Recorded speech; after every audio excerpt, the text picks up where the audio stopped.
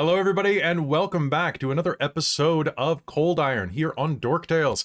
I'm your Dungeon Master, Kelly. You seeing him, and I am very excited to be hopping back into this. We took a break. We took a break last week, and we took a break, and but now we're back in the saddle and ready for some trouble. Kat has no idea what happened to Tali last episode, which I think is hilarious. We're going to be starting with that pretty soon.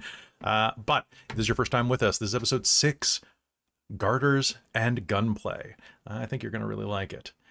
If you're tuning in for the first time, ColdIron is a Western-inspired D&D campaign set in our homebrew world of Elos, which has a lot of Western tropes in it. Right now, the group is a party of miscreants that are working on a unified goal to find a mysterious figure known as the Man in Black. Whether or not they realize that they all share this goal will come up shortly. But as we're going around, I would love it if everybody could please introduce themselves. Why don't we go in big circle right now, starting with Caitlan. Hey, Caitlan, how's it going? Hello, good. I'm Caitlan. I use she, her pronouns, and so does Zoe, our Warforged Paladin. We'll find out an oath later of the group. And I'm so excited to be back. I'm excited to have you back. I'm also excited to have back Robin. Hello, I'm Robin. I use she, her pronouns, and so does Trixxi Blastemoff, our goblin inventor, gadgetsmith, artificer. Yeah, super excited to be back. It's always wonderful to have you back. It's also wonderful to have Christine back. Hi, Christine. Hello, I'm Christine. I use she, her pronouns, and today I get to play Belle St. Clair, our Tabaxi warlock, and I am just the puppy is still being a menace. Too. Yes. Well, I looked around the corner of my screen and I could see into the living room, and he's got his head on the back of the couch, staring through the door back at me, while he's got like half the corner of the blanket in his mouth. Yeah, that checks out. He's being a little menace. Well, also being a menace is Amy. Rude, but probably true. Hi, I'm Amy. Pronouns are she, her, they, them, and I'm playing Carrion Slaughterhouse, the fiendish orc mix hybrid mutt person ranger. Nice. It's wonderful to have you back. I'm excited, but I'm also excited to have Kat back because Kat hasn't been here in quite a while. Absolutely. My name is Katrina. I use she, her pronouns, as does Taliina'a, who is our Seraphim Aberrant Mind Sorcerer. And I did miss last game, but I was getting this, and I just want to show it off because it's cool. Because she is rad, and I love her. All right. So I have no clue what happened, and I'm looking forward to this. And as we're going in, there is Mr. Tedford himself on camera. If you're watching live, you are feel free to say hello to the dog that is trying to eat our cat girl. It's so cute when he does uses his paws to wrap around Christine's arms to be like, nope, mine. You can't get away. I've figured this out. I can use my hands. What a punk. What a punk. But you know who isn't a punk? Our wonderful sponsor, Bookwyrm Games. Bookwyrm Games is our go-to for dice. We have a wonderful sponsor in them, and I would love it if you checked out their new backer kit for their Fae friends, familiar plushies and pins for Pintober. It's particularly not Pintober, but it's this fantastic Kickstarter where you can get all sorts of enamel pins as well as a plushie of Pintopia. Thank you, not Pintober. Yeah. There's too many pin things. I'm not much of a pin guy, but I'm really big fan of their plush. These are really high quality ones. I would absolutely adore it if you went over there and checked them out. If you go to their website, bookwyrmgames.com, use code DorkTales, you'll save 15%, but they'll give you something special if you go to the backer kit and in the special notes or whatever, you let them know that you came there from us. They'll give you something special. Not the 15% because backer kit takes a cut, if I'm not mistaken, and it's I don't know. I don't understand backer kit. I'll have to figure it out someday. But they are an absolutely phenomenal sponsor. So go support them. Get some dice. Get some tea. Get whatever else you see on their website. It's all great stuff by great people. So with that in mind, I also wanted to let everybody know that we did it. We hit 175 patrons last month, just by the skin of our teeth, which means that we are starting work on Christine's murder mystery Regency era thing. Like her campaign is going to be happening in a few months. So I'm really excited to see that over on Patreon. If you want to join Patreon at the VIP tier, you get to see it early. Go and enjoy it before all your friends, brag at them, make fun of them for not being able to watch it themselves, etc. In advance. It would be really helpful to us because it helps us feed the monster so it doesn't eat Christine. Besides that, if you're over on the Patreon at our level 10 tier, you get an advanced copy as of last night of Ozark's Heroic Histories, a 46-page book that I wrote and Robin did the layout and editing for, that is live right now over there. We've got a couple of final tweaks to make before it goes to DriveThruRPG this week, or Dungeon Masters Guild. Still looking at which one's the better option. And but I will promote the crap out of that when it comes out. But definitely go check that out. It is a fantastic book. We spent so much time on it on Friday alone because we didn't run Vecna this week. Robin and I sat down and worked on it until 1 a.m. Something like that, just to make sure that it was all hunky-dory. Like it was. Yeah, and then we found tables that were accidentally hidden. Which was great. I did love finding secret tables, because it meant that the book got longer for like legitimate reasons instead of just bloating it, which I always love. But besides that, does anybody have any questions, comments, or concerns before we head into game? Many concerns. Many concerns. All right. I am ready to head in. So without further ado, why don't we head in to episode 6 of ColdIron here on Dork Tales. Zoe, you don't sleep, but sometimes you still find yourself dreaming. You find your mind floating, daydreams and memories coming unbidden and bringing with them echoes of the past. You remember the dank, dusty smell, the scent of metal and cords around you, the wooden and alloyed flesh of your kin. They have a lot of names for this place. The barracks, the bunker, the sepulcher. Through the years that you slept there, waking fitfully from century to century, they called it many things. But to you, it was always the vault. As you stood there, some of your companions, your kin, other warforged that had been built prior to the First War, they stood in stock step next to you. Candle, with his tall, broad shoulders, the decals of flame that he had etched into the metal of his chest chassis and shoulders. Shepherd, the one who let moss grow over the wooden bits in their arm, like a mat of hair or fur down their back and scalp. Beetle, she had led a series of dwarven craftsmen fuse metal armor bits on top of her own, giving her a carapace look. And Stork, tall, thin. It was a reconnaissance unit.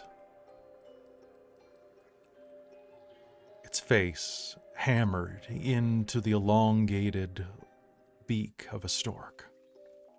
You've been in this place. Well, no one knows time. After the First War, you were placed in here. Willingly.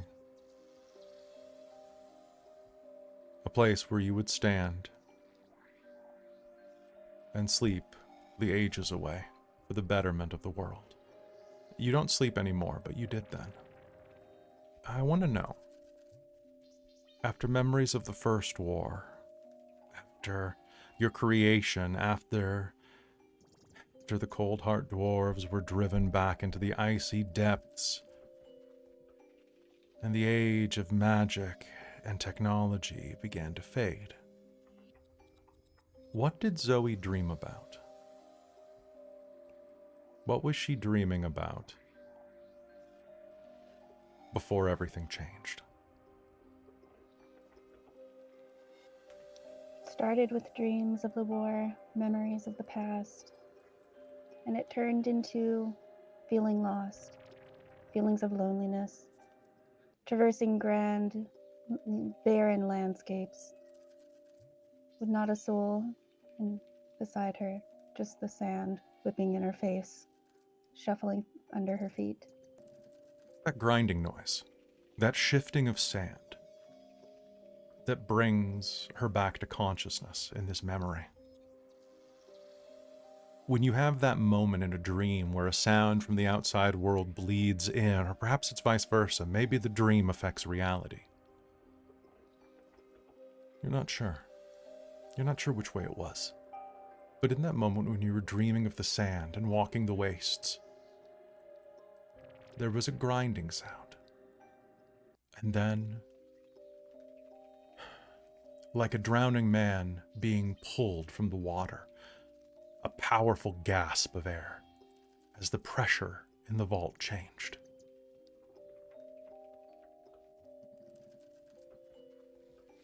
Several of your kin around you, Beetle, Stork, Shepherd, their eyes lit up as they too heard it. In the dark of the vault, lit only by a single ever-burning orb, everything was red for the longest time, cast in the muted hues of a dying ember. But suddenly, light filled the chamber. Torchlight coming from the other side of the wall of the door, as strong hands forced the vault open. And you could hear voices on the other side. Can you make me a perception roll, please? I can sure try. I rolled a 16. Nice. 17. You hear the brusque, rough accent that you recognize as a mountain dwarf. I don't know what state they're going to be in when we get in here. Are you sure about this?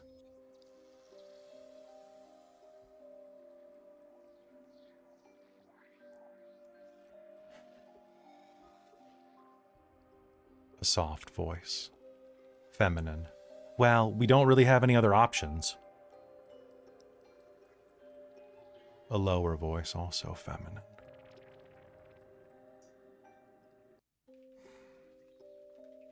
Let's just go in, and if we have to, we can always run.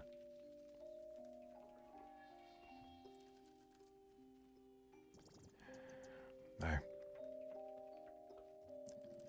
Are you sure? A low female voice, accented with a little bit of the rolling of the hill dwarves. I'm sure. And then the doors began to open. And everything changed. But everything has changed, and everything will change again. Once more, you find yourself sitting in the attic. That spare room up above the glory, the pleasure house that you found yourself in the last few days. You've recently traded, or helped watch, at the very least, Trixxi make a trade. A very fancy gun that had been part of that abusive, later monster's dowry. Traded back to his widow for a Sauron egg, or at least the writ for one.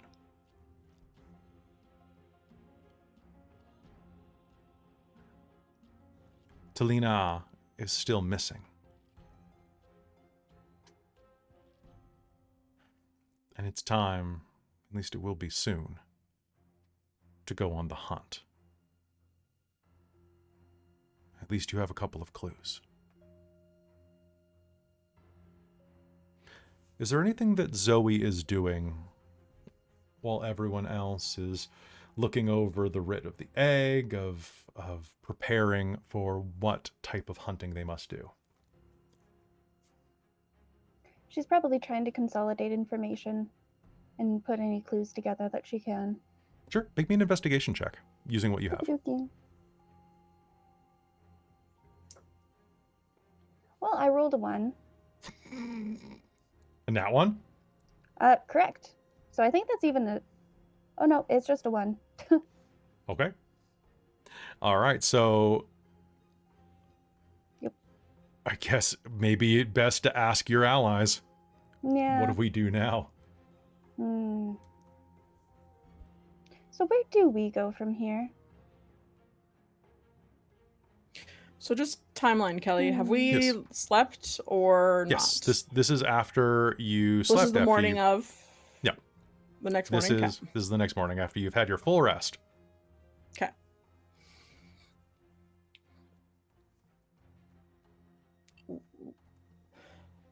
Well, don't we go to the Gata? The Gilded Gata. That's the place name. Sorry, I'm a little groggy. Still waking up. But shouldn't we go there? For more clues? Well, I still have short-circuiting. Sorry, I got kicked around a lot. oh yeah, no. Not necessarily for clues, but we know that most likely the father of that girl that died, Sarah, I think that one is. Hold on, let me see. Sabrina. Sabrina, that's right. That's right. I do remember some things. So if we go to tell them, they might be able to. Point us in the right direction? Well, obviously they're looking like someone else has died. Like there have been several murders from presumably that guy, now their star has been taken. Understood. Otherwise, I don't know where to start. Other than starting to go through every inn and tavern in the city, which would, who knows what he's doing to Tali. Yes, I was trying to put things together and my brain went a little whirl. Yeah. Right. That sounds like a good place to start.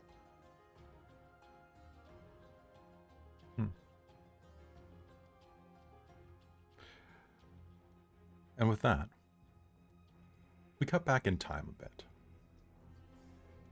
to earlier that morning.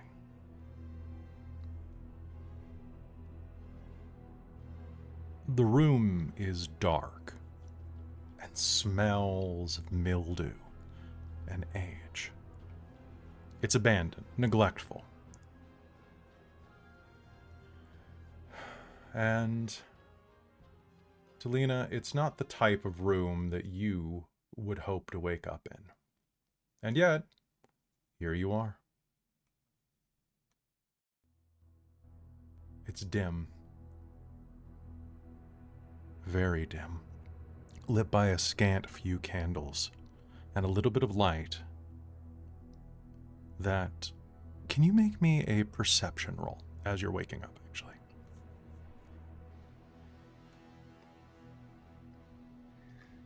Okay, perception.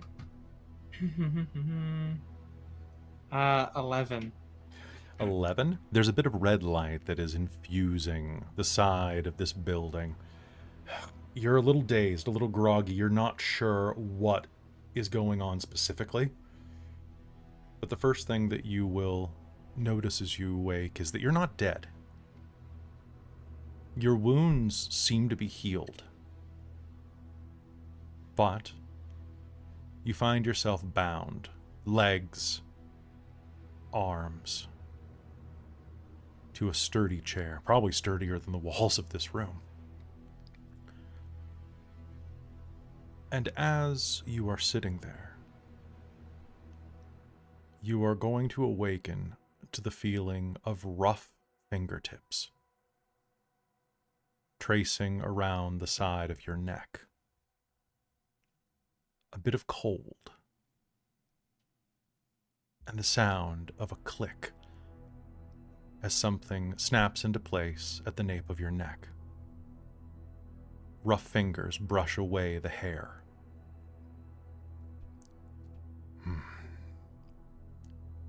I'm sorry if I caught any of your hair in it. I tried to avoid it. A voice will say from behind you.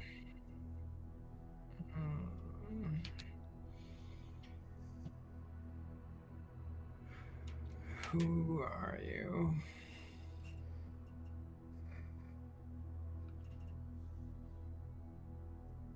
To you, a temporary acquaintance. I want you to know you have nothing to fear from me. If you do everything that I say, no harm's going to befall you. And what would that be? You are going to tell me everything you know about Sable Dreadwin. And then you're going to help me kill him.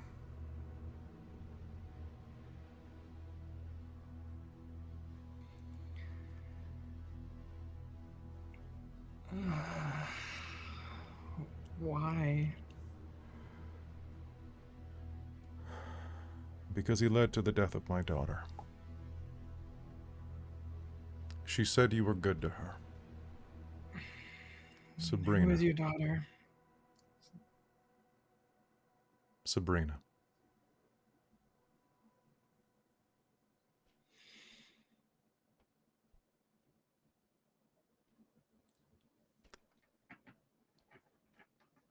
Yeah. Yeah. She was one of the only people I actually liked. He will walk out from behind you and will sit down on a much less comfortable looking chair, more of a stool than anything. The back of it has been broken off with time.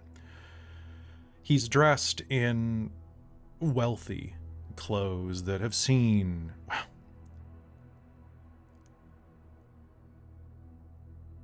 Once upon a time, these were really nice clothes. But over the past decade, they've been stitched and repaired numerous times. He has a strong face. He's human with a broad jaw. Emresian, his hair black and beginning to go salt and pepper, especially around the temples, but his beard shows it the most. He hasn't shaved in probably 3 days. And there's huge swaths of white through the stubble, where it seems like age is going on a never-ending campaign to turn all of his hair white. He looks exhausted. He has bags under his eyes that could carry the weight of his sorrow and treasure.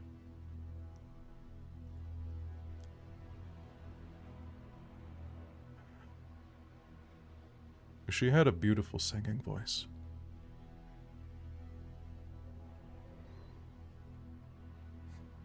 I should have nurtured it more. She was a lovely girl.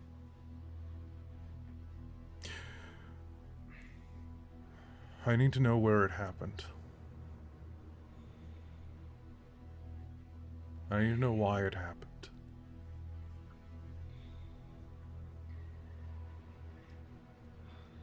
I have to warn. I have to warn you. Very much. The collar that I have on you. If I think you're lying to me, I will activate it, and it will be very unpleasant. And it will also, should you try any type of magic,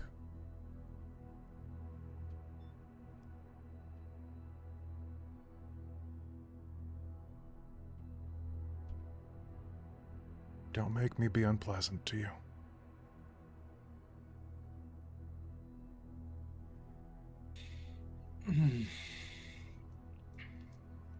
What happened to her? She went up. Kelly, where was it? Burden?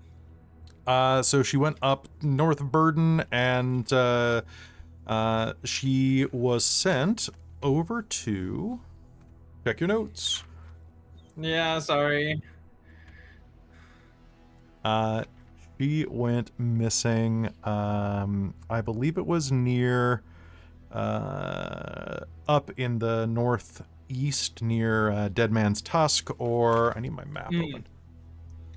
Yes. Let me just open my map real quick, because...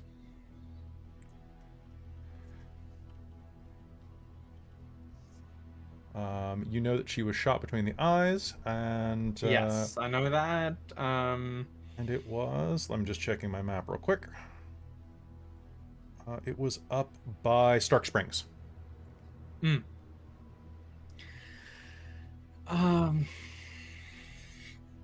She was up by north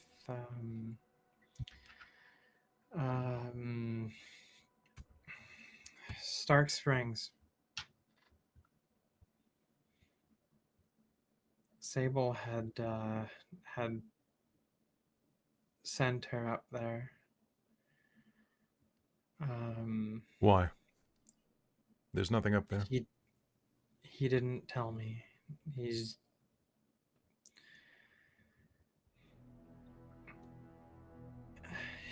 He would have told his right hand, Varen, but he didn't trust any of the girls. Varen wasn't interested in speaking. She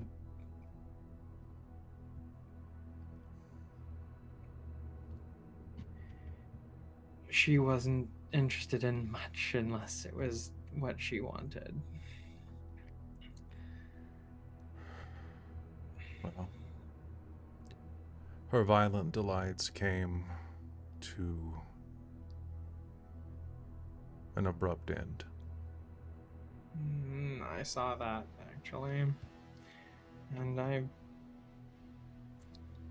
figured that I was on the list.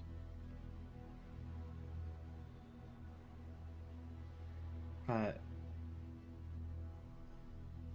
Why did Sable choose her?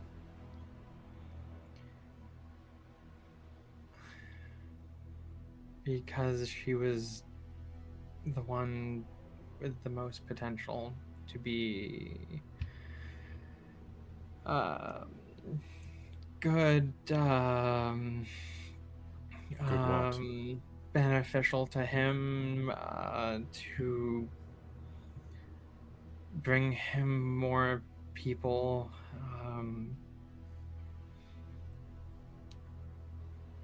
because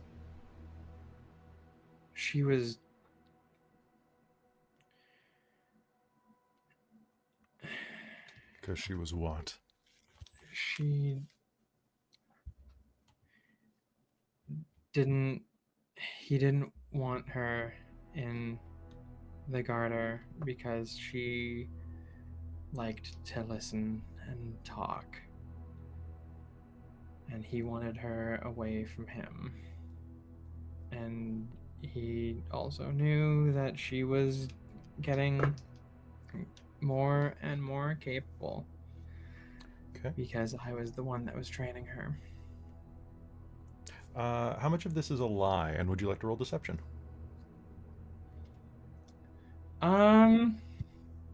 Yeah, she's gonna. Okay, roll deception I would for say me, please. not much of it is actually a lie, as far as she's aware, but she is definitely embellishing some things. Okay. That's gonna be for deception. 17 and 7 is 24. Okay. Then I need to ask you something very important.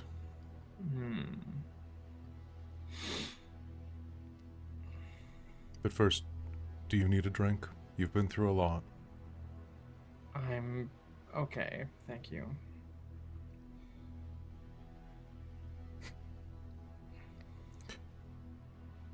You can call me Paulus. Paulus.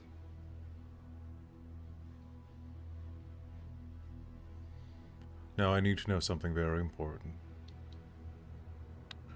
What would that Sable. Sable stays at the Gilded Garter. Correct? be? Yeah. Yes. How many bodyguards and personnel stay there with him?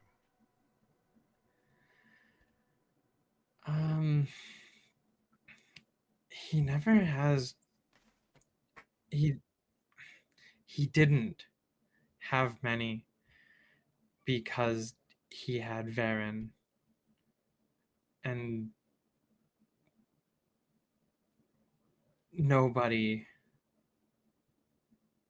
almost nobody in the city would have ever gone up against Varen. He didn't need more guards. I haven't been there since you killed her, but I could imagine quite a few more. He always had bouncers on staff. Of course, it's a club, but I don't know.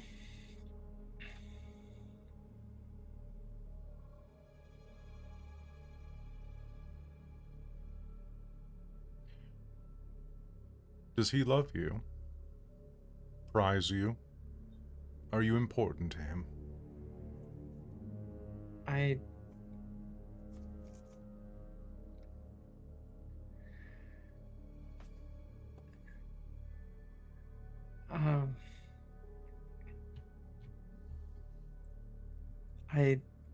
like to think so, yes.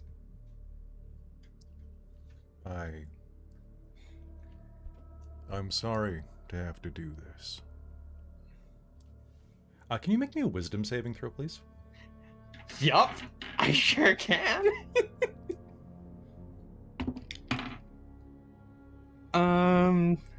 11. 11. He's going to reach out and put a hand on Taliina's forehead and is going to speak an arcane incantation, and suddenly you are going to feel a shiver through your mind. He is going to probe you for specific information. You know that he's probing through your thoughts. You see him rifling through the deck of your memories like it were a deck of playing cards.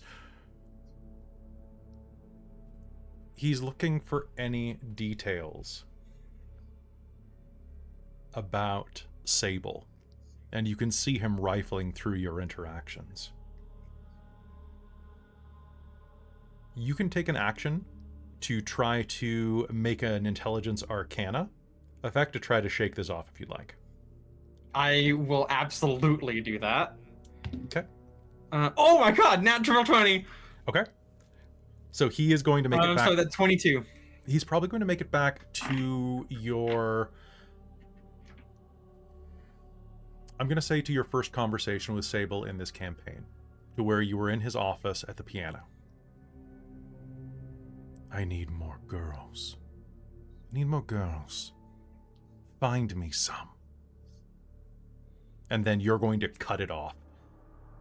In the middle of that.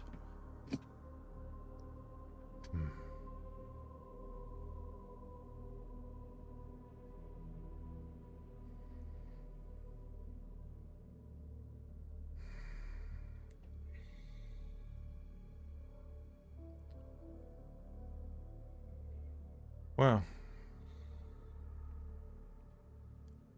I think I can work with this.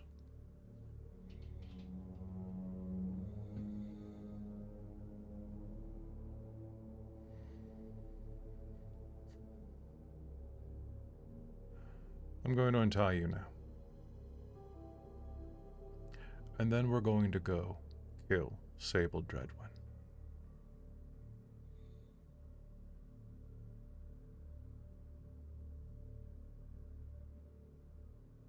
And as he unties you, he's going to reach into his belt and pull out a small pistol, a hand-sized one, no larger than the palm of your hand, and is going to reach out and press it into your palm. Should I say, you're going to kill him.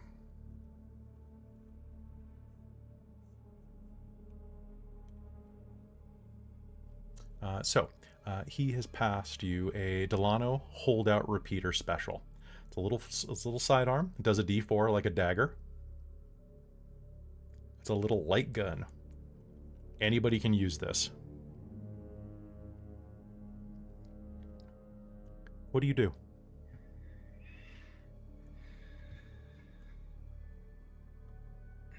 She's gonna stretch her shoulders and her wings a little bit. He appears unarmed. And you have a gun.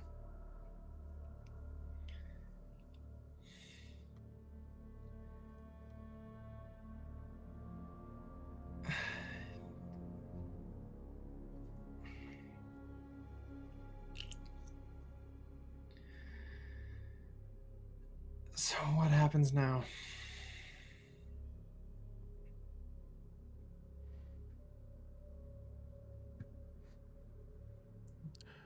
Now Sable gets what he deserves. And as he says that, we are going to cut back across the city.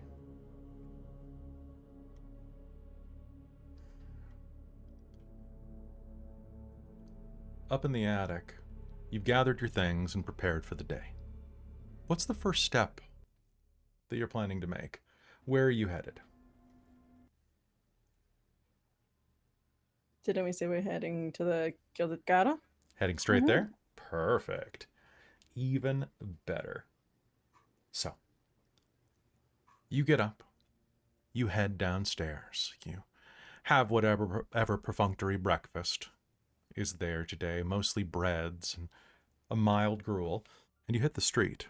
And as you do so, though, you're going to notice that there is a bit of a ruckus. A crowd has gathered outside of the Gilded Garter already.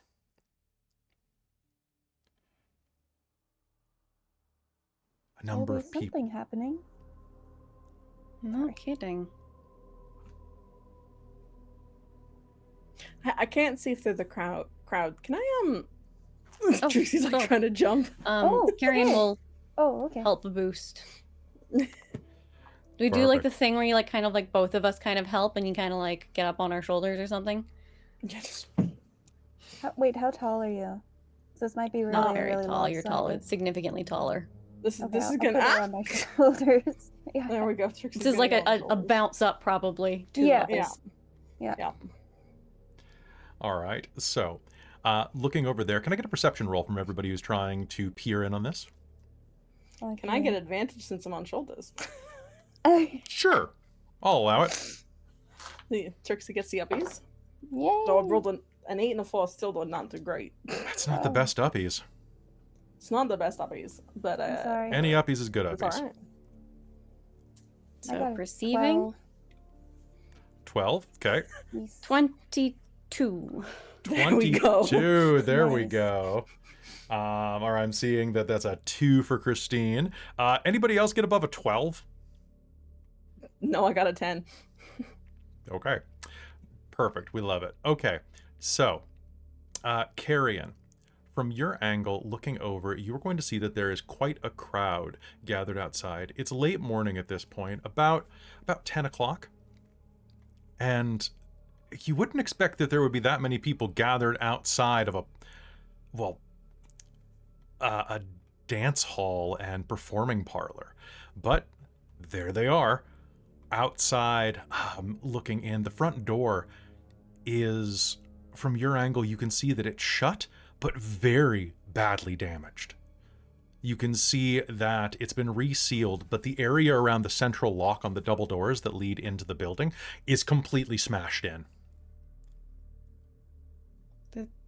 Looks like someone may have tried to break in. The door is damaged.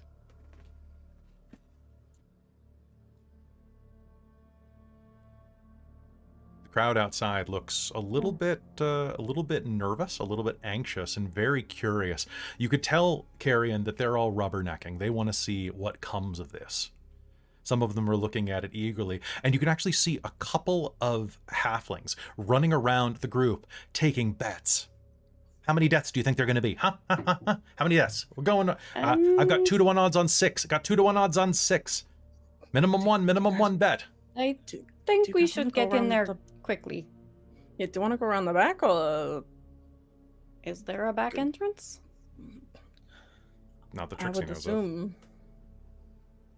No, Oh, not the they're Trixxi actually knows, but looking. if there's some sort of, Or I guess we could just walk up the front door and just try and get our way in. It is open. All right, let's walk. Just have to get through Let- the crowd. Okay. How would you like to try to get Okay. through the crowd? It seems like they're Excuse really me, milling pardon around. me. And Excuse, Zoe, do you wanna make me I'm a s- very small. you want to make me a strength check to I try would to? like- To go in the that gap behind Zoe. My weight. Okay. Oh, sorry. Yes. I need to. Give me a strength check, Zoe. Pacha. Oh, that wasn't a very good pacha. Just strength check. 11. 11. Oh, you know what? I have my inspiration. Let's go. Let's go. Excuse me. Pardon me. Excuse me. Excuse me. That was vaguely better. 14. 14 is what I needed, actually. Oh, So, nice. Elbowing and shouldering your way through, they're gonna step out of the way for a Warforged. You Nice. are definitely looking like more trouble than most of these folk want to deal with, and following in their wake, do you Perfect. all follow inside? Oh yeah, Trixie's on top of Zoe, going, "Hey, out of the way! We're walking here." Oh, yeah. Excuse me. Pardon me. Excuse me. And with that, one of What's the very high. halflings is going to shout out, "All right, that's 5 more going inside. Those are going to raise the odds a little bit. Now it's looking at, we're doing 2-to-1 odds on 7 dead. 7 dead. How many on the wounded? We'll deal with wounded later, folks. Be sure to talk to Tim about that. All right, guys, I'm handling wounded over here." This place does seem to draw in a particular subset of people. I mean, you've got to get your entertainment somewhere. Hmm. I I mean, with that full voila being allowed, deaths are not uncommon as long as they end. So the je ne sais quoi? The what?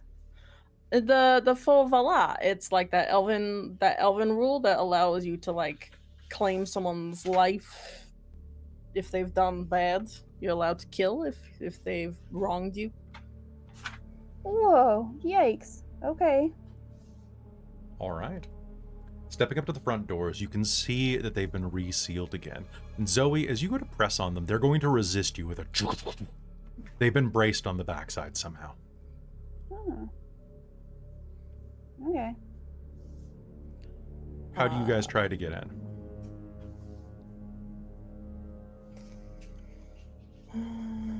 You could try to find a way to disable the door from the inside, kind of removing the bar. You could just do a strength and athletics roll to try to kick it open. I think I would try it first just to kick it open. All right, give me strength and Let's athletics. go on. Can I Let's go on wait? Can I three. see about the hinges? See what kind of hinges these doors are at to try and Give me your help with the popping. The hinges I are mean- on the inside. Oh. Oh. But we could try using our foot keys. I mean, Do I these could doors give. open outwards then?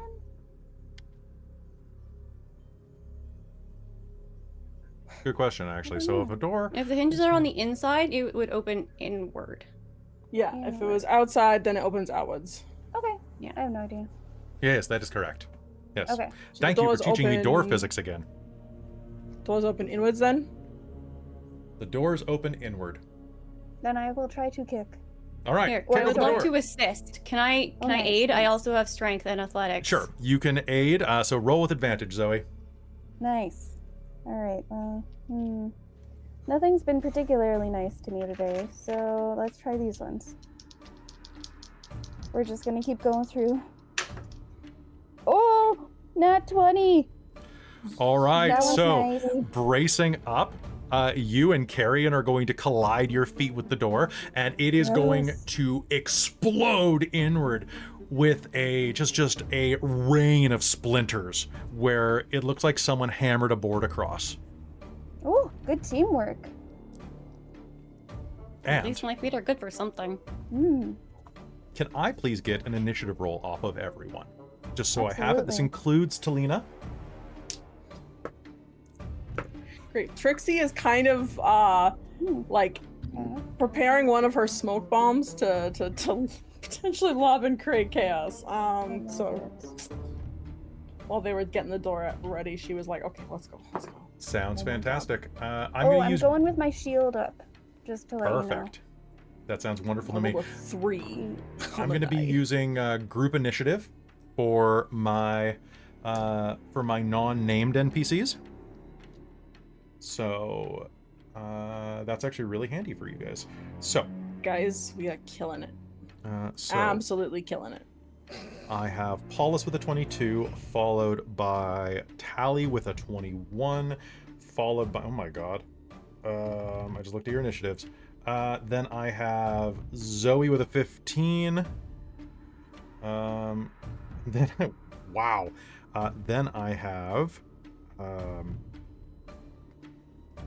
Sable. Then I have Gang. Then I have, so looking at initiative here.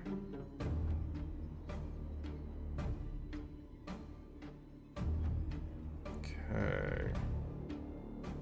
Carrion. Trixxi. Belle. And the bodyguards. Perfect. All right, that makes my thing really easier. I'm going to quickly pause here, though, so that Christine can get the dog put away. Perfect. Was Tali's collar removed? Her own collar? Well, the collar that Paulus put on her, the anti-magic one. Nope. Oh, fuck! How is she able to do it? Supposed to be able to do anything? Crap. Okay. Okay. The gun, the shooty gun, Gun? bang bang. Yeah, Gun the is shooty- not magic. I cast gun. I I cast cast gun. gun. Element of Um, surprise. And as you are headed in, he will have said to you, yeah, I'll get this in game. But all right, Christine, how we doing? He was dragging the toilet paper, the spare in its plastic, out of the bathroom Oh my god. and barking at it at the same time Why was he barking? Why was he mad at it? because stuff fell over when he pulled it out from under it. And it made a loud noise. That's adorable and really frustrating at the same time. Holy crap. I am ready to murder him. Do you want to go put him in his crate for a bit? No, because then he'll scream from there. Okay. So Yeah. we're going to hop back into game in a sec. So I'll give you the quick summary because you've been dealing with dogs, so you've missed most of the plot. He's been barking the whole time. Basically, you decided to go check out the Gilded Garter. You went outside and found out that apparently there was trouble inside. Someone had busted the door open, and people were outside. Some people were taking bets on how many deaths were going to occur from whatever was happening inside. And then you guys just burst in the door with Zoe nat 20ing the door open. Nice. Okay. All right. So, Cool. if you need time to either give him to his grandparents or put him in the crate for a bit, just flag me, and we can pause for a minute, okay? Okay. Because you're gonna want to be in this because it's gonna be fun. I don't want to jinx anything. But he isn't. Oh, never mind. He's starting to whine. Stop doing that, dog. Okay. All right. So, with that, we're gonna cut back as soon as you give me the thumbs up. Oh, and I crack my... Did you guys hear that? Okay. She gave you the thumbs. Okay. Kicking open the door, it explodes in a rain of splinters, and you head down the staircase into the belly of the Gilded Garter. Rolling initiative, you can see that there's a bit of trouble. Now, we're not going to jump into initiative until you actually need it, but once it kicks off, that's where we're going to be. The Gilded Garter's main area is a large room capable of fitting about 40 people, all around a center stage. Heading down the stairwell, you'll find yourself on a dais that overlooks the entire main sitting area. There are booths over to your left in a raised area where a number of people do all manner of illicit deals. There are a number of tables for drinking and dining, as well as several couches near the main stage where people perform. On the right, you can see that there are a number of doors leading off into side hallways into the upper regions of this building. That's where the specialized dances, we'll say, occur. However, as you enter, it will be to the sound of breaking dishes, breaking glassware, the sound of shouting and hammering. Stepping down to the main stage, the lot of you are going to see that there are 6 individuals, obviously thugs by their appearance, by their demeanor, members of local gangs perhaps, that are flipping the place. Smashing chairs against the wall, a pair of them hammering on a double door that leads into one of the side hallways on the right. And up on stage, you are going to see Taliina'a. And next to her is a tall, once broad-shouldered man. Once with a very... he was very militaristic kind of look to him that's kind of gone to seed over the years. I would like everybody who's looking into the room right now to make me a perception roll. I will give Trixxi advantage on this, and I will give Zoe advantage on this because of where they have spent a lot of their time. 10. My dice are cursed now. Oh my god. Guys, I'm trying. 8. Nat 20. Nat 20? Okay, Yeah, Zoe only with is taking advantage. the dice luck today. Yeah. All right, Zoe. At this point, also, like, since we're going in and we see there's a bunch of people, can Belle do a stealth roll to try and... It looks like to the side is maybe a raised area. She likes to go hide down there. There's a booth area over there. Let's switch over to our maps. Yeah. Trixxi So- also might try and be sneaky little. All right, so I would like stealth rolls. So with that nat 20, you are also going to notice that hiding under the banister is a delivery man carrying a keg, or he was. He is hiding underneath the stairwell, trying not to be in the middle of this because it looks like he might have been delivering when these guys busted in on the place. Aw. This Zoe will chubby-faced position man who herself in definitely needs front to of him. shave. Sorry, what are you with saying, the Zoe? shield. Oh, sorry. Zoe will position herself in front of him. All right, to sounds kinda give good. him more cover. Sounds good. Yeah. So shifting across there, Zoe, you are also going to notice that the grizzled man standing on the stage has a hand on the back of Tali's shoulders, kind of like up by her upper back. He has a gun in his left hand. But that's not what you notice. On his middle finger of his left hand, you recognize the ring of an Imperial Magus. Oh. Intriguing.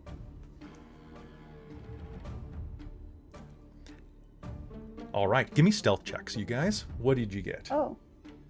Okay. 26. For those who are stealthing, at least. I'm not really stealthing. Cool. Trixxie's attempting to stealth, but she rolled a fucking 3, so 6. 6. All right. So okay. Trixxi, you are Who's going behind to. someone. Yeah, you can hide behind Zoe, Sure, I'll hide behind Zoe. or do you want to hide up the stairwell? Where are you thinking of hiding? Trixie's probably gonna hide behind Zoe because she's Okay. been doing that lately. All right. So, Belle, taking a quick, deft movement, you are going to lurch over to the left side of the room, leaping over a swirling banister that connects this this raised seating area. It kind of has like a spiral staircase that leads down to the main floor. So you're just going to vault over it and crouch down It's there. basically the VIP seating. It's the VIP seating where they do all the drugs. Yes. Yeah. So I figure it's probably high enough that the lower peons can't really see in very easily.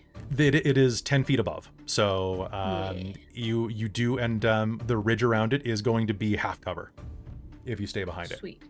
Currently, I'm gonna kind of stay below even like the couch lines, Sounds good. so that they can't see me right away. But then I'll be able to pop up and shoot them later if need be. All right. Up on stage, he's going to lean in, Paulus, and speak into your ear, Tali. I give you permission to use any of your talents that you need to, so long as it harms Sable, Dreadwin, and does not work against me. Do you understand?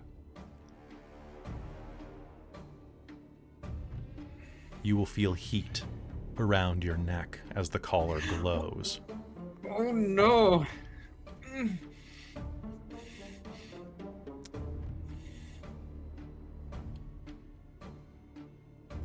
All right. In initiative, you can see that over on the right side of the wall, a pair of these thugs are banging on a door with a pair of hammers and clubs. Come on! Open up, Sable! We got you blocked from the alley. There's no way you're getting out of here. Yeah! Come on! We're gonna have your guts for garters, you son of a bitch. We know what you've been doing. It's time to pay protection, bitch. They start hammering the doors more. What do you guys do?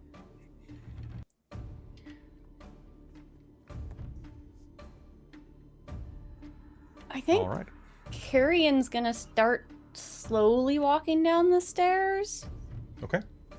Not stealthy necessarily, but just kind of like, what's going on, guys? But not actually saying anything. Just kind of that So slow. Can you clarify how the map is looking? Where? So are we like, are we on the top level with the VIP section until we go down those stairs, or? So you are on a raised area about 10 feet up, yes. Oh, Okay, and I'm just realizing perfect. which set of stairs is the ones down to the main level? Because I assumed it was the ones on the right. You are But correct. I'm seeing the spiral stairs go. Okay, cool. Brilliant. Yeah, the spiral stairs is like a private entrance, I'm assuming, to that. To Okay. that area that Belle is hiding in. I was kind of assuming it was above where we are now, or where the entry was, because the spiral stairs look like they're kind of on top of it. Yeah, they kind of look like they go Yeah. to the side and it's kind of fancy. Yeah, it sort of looks like that I assumed it was main just entrance higher than that area. entry area. Yeah. Also, I will say that the So, hallways are wider than they look. This is a pre-made map, so yeah, I did what I could. Yeah, no worries. No worries. Just trying to clarify like where we're walking and stuff like that. For So yes, the way down goes to the right. And then there is a spiral staircase that you could vault and then climb over to the VIP lounge if you No, wanted we're to. good going down into the main area. That's Okay. that's where I'm heading. All right, so we're going to pop into initiative at this point. As you begin to step down the stairs on the stage, the Emeresian man is going to look up and say, "I'm sorry. The Garters closed. Would you mind leaving, please? I don't want any trouble to befall you."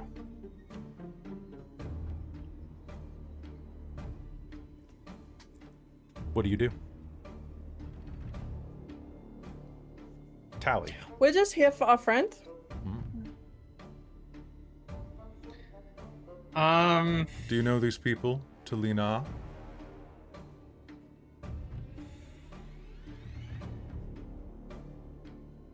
Yes. Tali will be returned to you very shortly and unharmed. I just need to take care of something. Sable! I know you can hear me. And I'm pretty sure you can hear this. He thumbs back, the hammer on the revolver in his left hand. Now, I promised these fine people that I would return Tali unharmed, but you have to the count of 10 to open that door, or else you'll make me a liar. Belle's gonna cock her gun. Okay? We might be on the same side here. Creepy man. I could try and open the door to get Sable if you wanna. If you're trying to hurt him. Hey, Trixxi, is this Sable the Tali's boss? The creep? Yes. Ugh. Oh.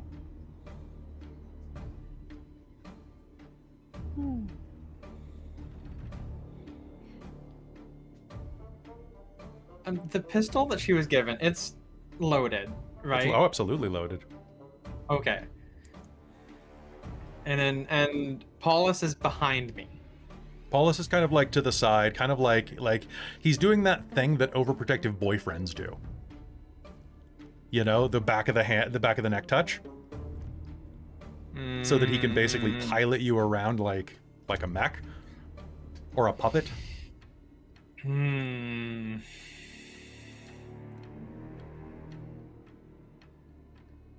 All right. As you're standing there, he is going to gesture over toward the door. If you can open the door, do it. Darren will happily step to the side. Okay. Yeah, Let- Trixie's gonna see go past. up to the door and with her like locksmith, lockpicks, and thieves tools, try and Okay. unlock the door. Sounds good to me. Go ahead and make me a disable device roll. And I think Carrion's following up, like, just to kind of be backup. But not, like, right up close. Yeah, Zoe will walk up a little bit as well. Okay. Tink.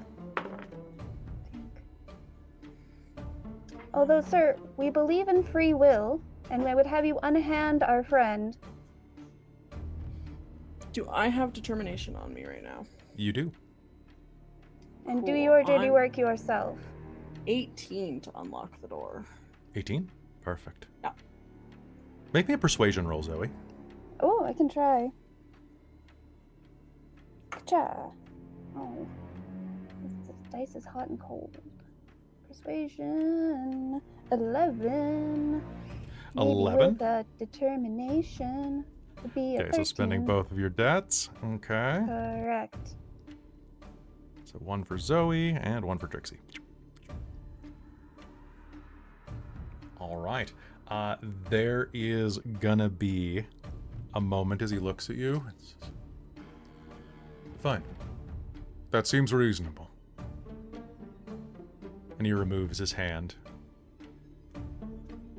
Right as you hear a click come from the door as Trixxi unlocks the door.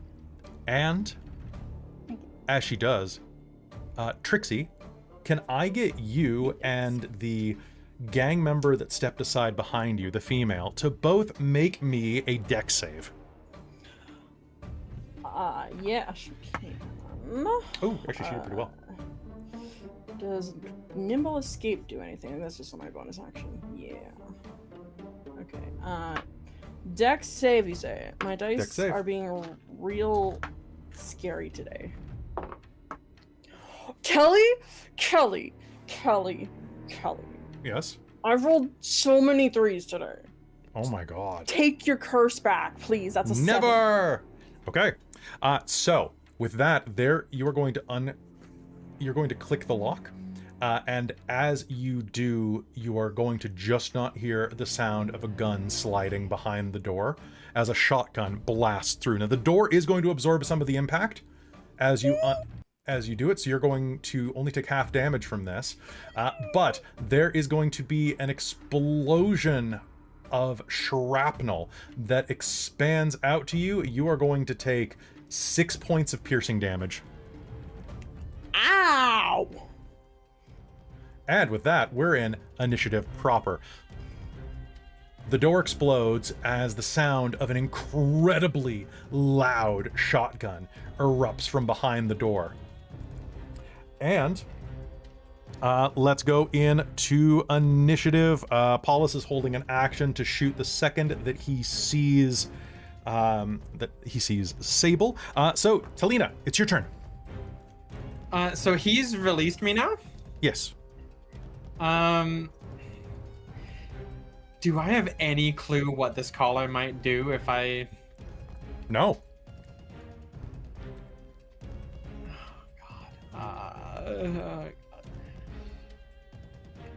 She's I going say- to... I say try it. We'll find out.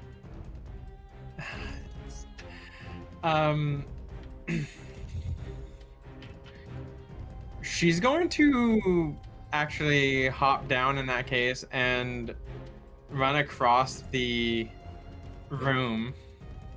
She's gonna step in front of the door facing out. Like, she doesn't want anyone to go in. Okay. All right.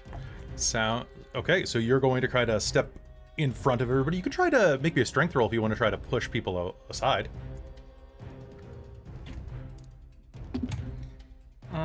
Strength, that's gonna be a 15. Okay, unfortunately that's not going to be enough. The thug that's standing next to you got a nat 20, so he's just going to kind of bludgeon you. Hey, stay out of the way, girly. We gotta cause some trouble. No. Leave. Are you doing anything to implant anything, or are you just trying to like intimidate? What are you doing? She's actually gonna point her little gun at this guy who's getting between her and Sable. Okay. She's not gonna shoot, though. She's just going to... Make me an intimidation check. She is in the middle of panicking. Intimidation 19. 19. Hey, I don't need a face full of lead. We're fine. Out of the way. He'll back up. All right. As he does so, he will do that as a reflexive and allow you to step forward, right next to where Tali, or pardon me, right next to Trixxi, has just been peppered by this door, exploding outward. And she's gonna block the door. Okay, sounds good. Next initiative, we have Zoe. Zoe, what are you doing? Being incredibly confused. And, let's see. I will move, though. She's gonna move right here and kind of be loud and... Was that the room with the piano in it, Kelly? Yes. It does not have a piano on the map, but it is the room with the piano. Okay. I was just trying to add, like, people's stat lines, or, like, their hit points to their tokens, and I guess I accidentally copy-pasted you guys twice. Oh. Okay, all that's good. funny. I was just confused. And then it was on the stream, too, so I was like, oh, okay, it's not just I will me take thing. care of that later. All right. Anyway, so So yeah, Zoe's going to just stand there confused and hold an action to. Oh wait, maybe I'll switch to my gun now from my shield, and hold an action to shoot at someone who is threatening my party, my friends. All right, sounds good. So who would that be? The door has No one at the exploded. You can see from where you're standing that hiding behind like a third of a door is a mustached bodyguard holding a Duma, a Duma Doomslugger shotgun. Who did shoot Trixxi? Who did just Trixxi? shoot Trixxi? Yeah. Oh, he shot Trixxi? Okay, let's go. Never mind then. No hold action. Let's go. Yeah. All right. Ciao. Oh, Okay. still. Yeah, I'm gonna use my determination that I just bought back for me and make Okay. that a 13. That's a hit. Uh-oh. Oh, nice. Where are all my d12s? Which we had Gone two with the people little buy boy. determination for Trixxi, so you can probably just have that extra determination right back That sounds again. good. You got it back. Bing, bing. Thanks. I always forget that I need my d12s. Why are they nowhere to be? Oh, people down here. So I was using them. Yeah, it is. Alright, found one. Woohoo! Crap damage. It's gonna be a 4 damage. 4 But damage. you know what? Let's smite it because let's just go. All right. Did you add your dex onto that damage? I sure did. My dex boy. is not great. Yep, All right. Give Yeah. me that 2d8 love. certainly a thing. Certainly a thing. 7. So that's, I say 4 plus 7 is 11. 11. Good Yep. hit. All right. A divine blast is going to rip through the door, and it's still going to hit him even with that extra cover and Tali kind of half blocking the door. That is going to be an explosion of radiant light energy dealing 11 points of damage, kind of hurling him back a bit. Ooh. He's hurt.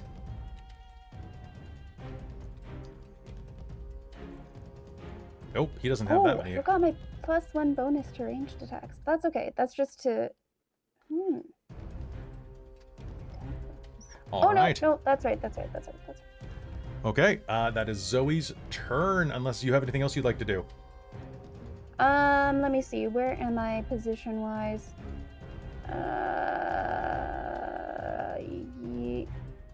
Yeah, I'll go a little bit closer to the door, and Okay. and Tali. Yeah. All right, from inside of the room, you're going to hear, listen, I don't know who the fuck you are, and nor do I care, but you should leave here now before I make sure that you regret every godforsaken moment of your fucking life.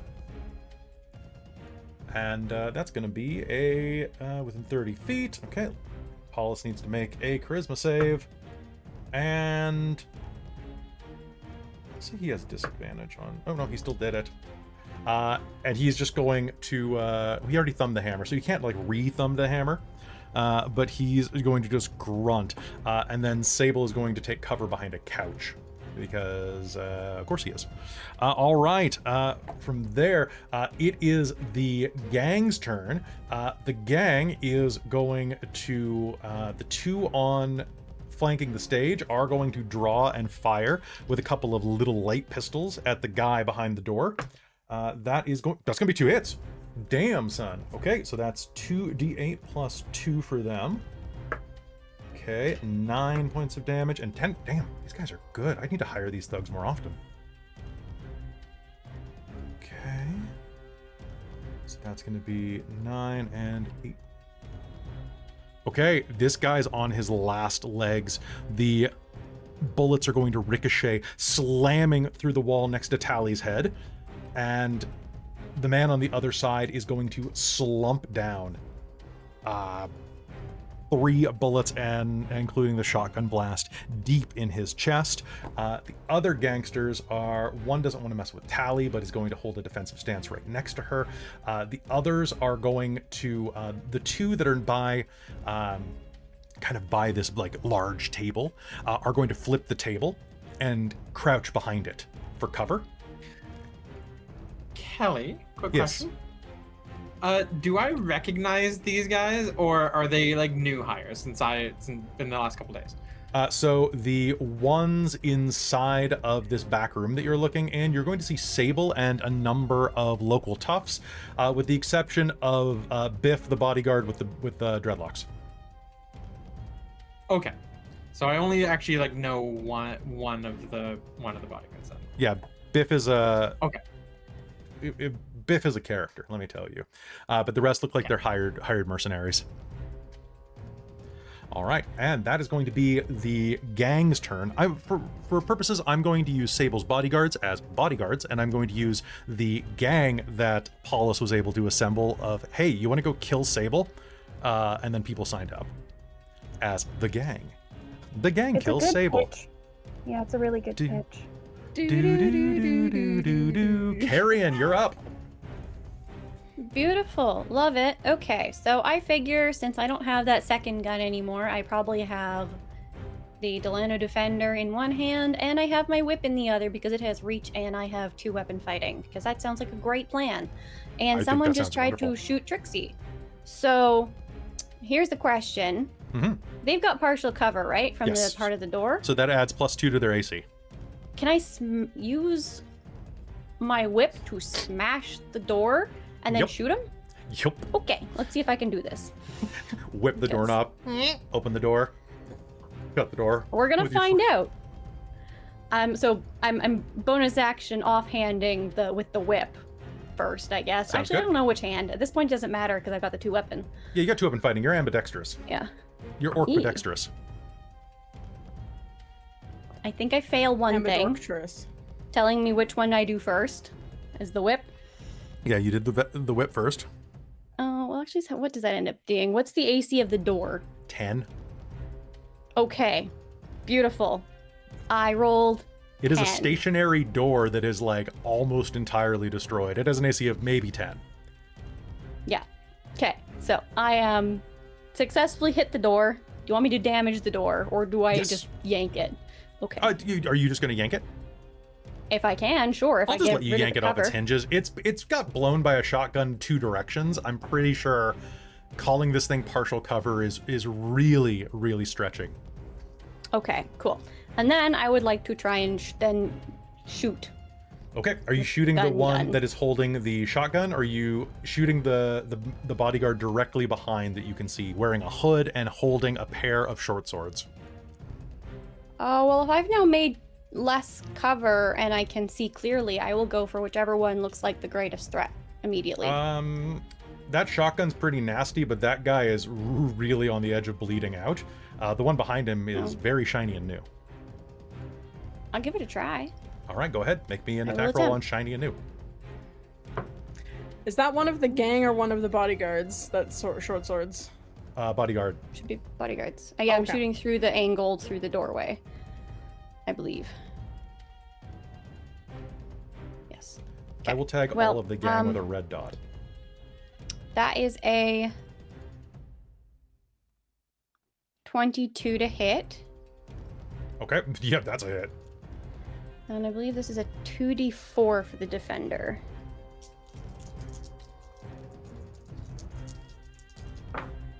That's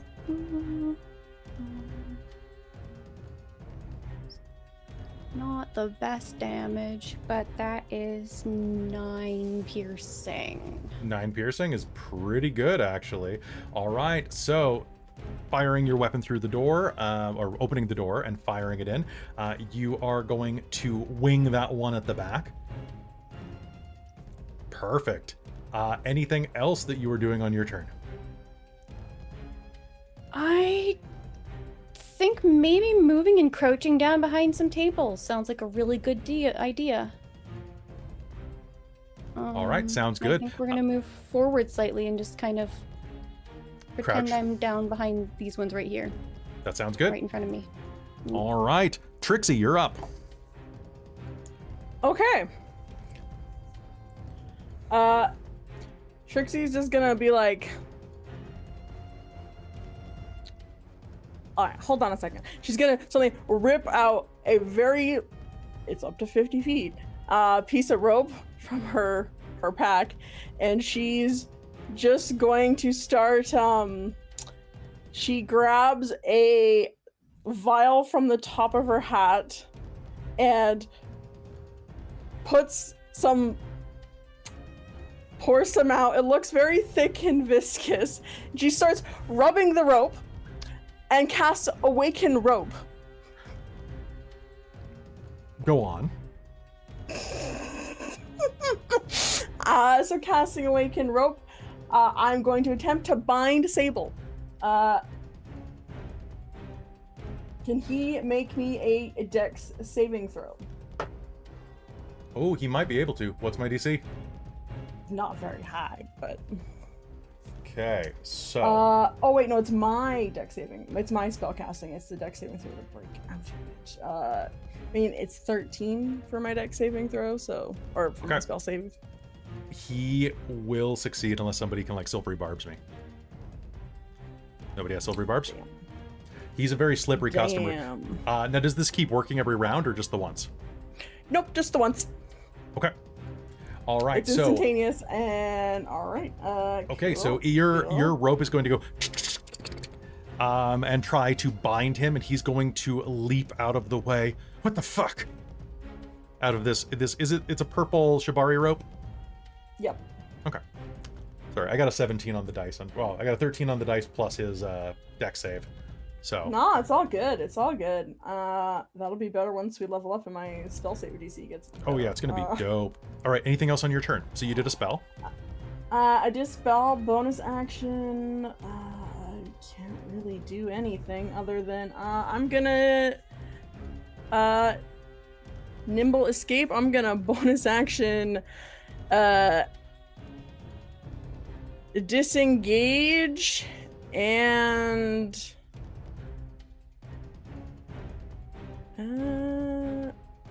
yeah, take a kind of a step to the side of that because she's quite hurt, so she's actually gonna nimble escape kind of under the table.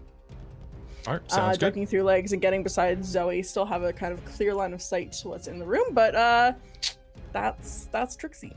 Sounds good to me. Belle, we're with you now. What are you doing? So from your angle, you could move up, and you're still hidden. So you have a clear line of sight. Oh God. You know what I'm gonna do? I'm gonna spend a drama bomb and say that when Sable crouched behind the couch, but when he jumped away from the rope, he would have had to stand up. So that does mean that Sable is standing up to have dodged the rope. So you forced him out of hiding at the very least. Which one is he?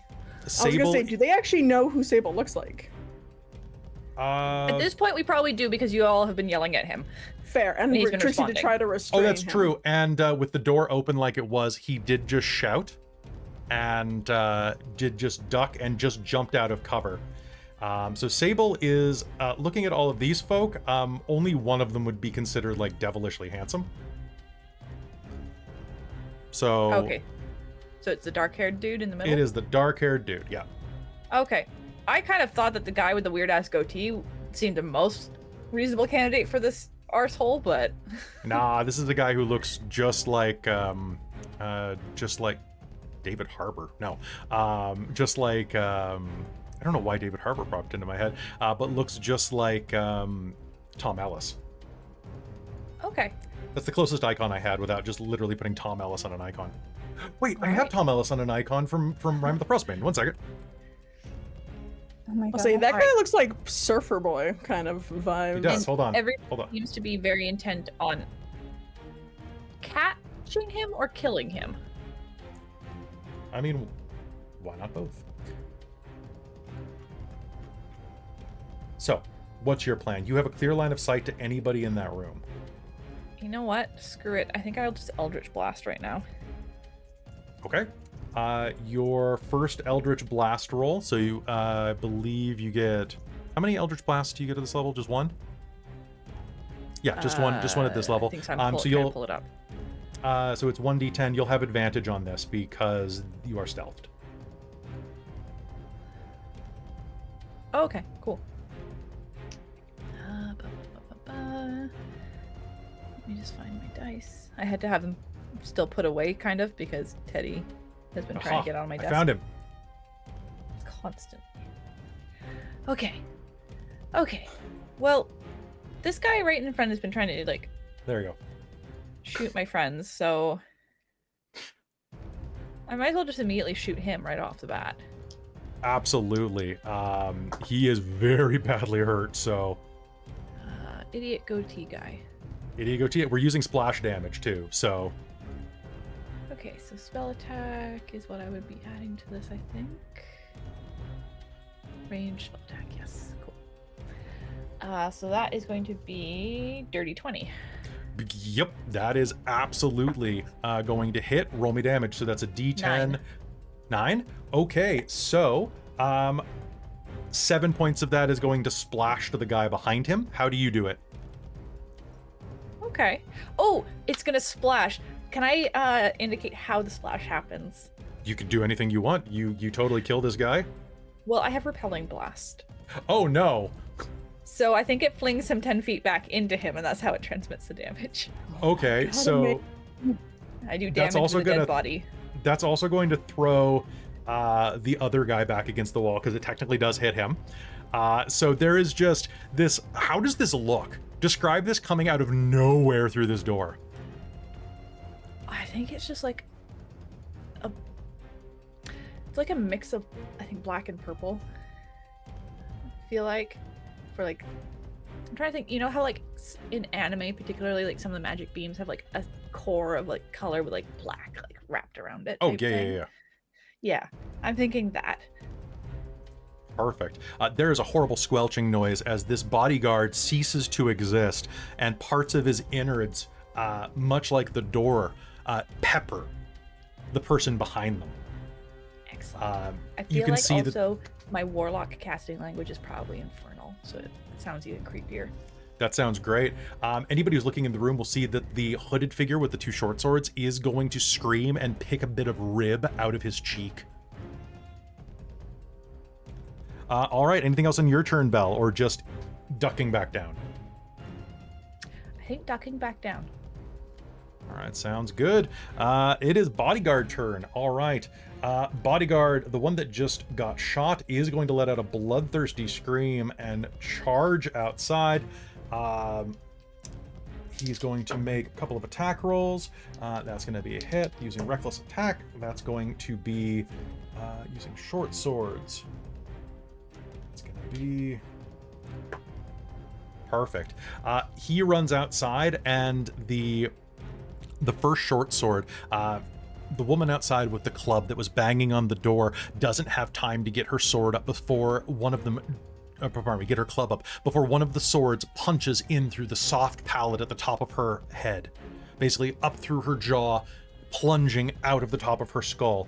She is going to drop to the ground dead. He turns and takes a swing at the nearest one, the tall, dark-skinned man with the beard, who had been across the bar flipping tables, and is going to slash into him as well. That is going to be, for his sake, only going to be 7 points of slashing damage on that one.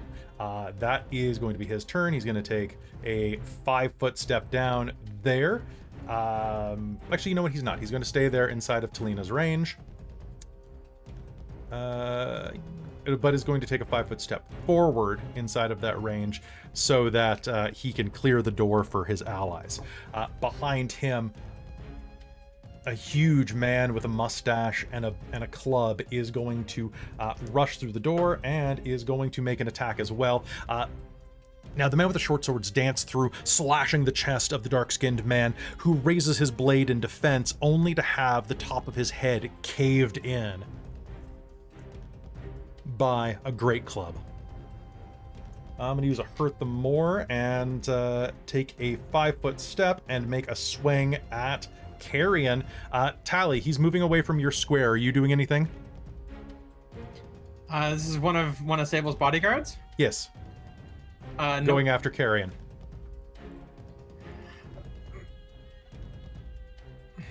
Nothing personal, love. if he's going, you know what? No, she's not gonna do anything. She's not. Okay, that's going to be a 23 to hit you, Sable. Or not Sable. That's going to be a 23 Carrion? to hit you, Carrion. That'll hit. Okay, great club. We love great club. I'll take a 23 to hit Sable.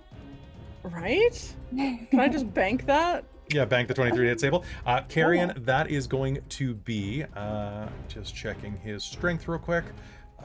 That is going to, oh wait, I'm within 5 feet of an ally. Okay, that didn't change anything. That's going to be 5 points of bludgeoning damage. He rolled real low on you.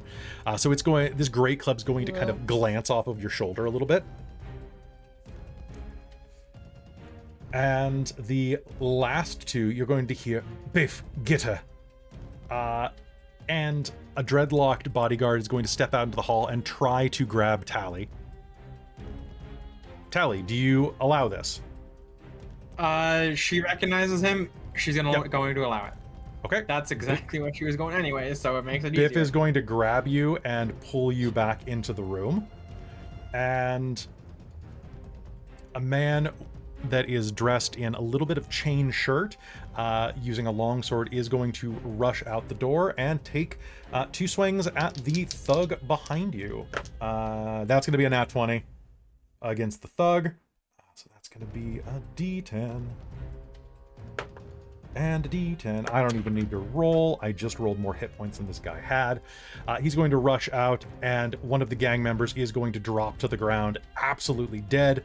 I am going to spend a Hurt the More, take 5 feet, and take another swing against another one of you guys. In this case, it's going to be Zoe.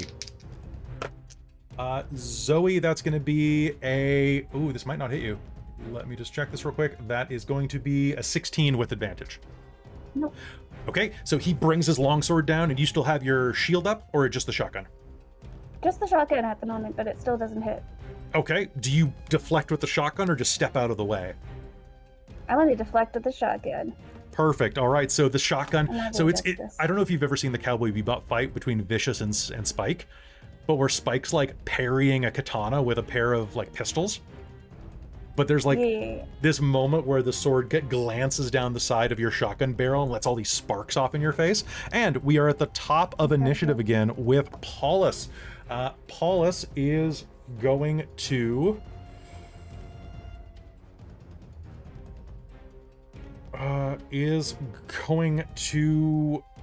hop off stage and is going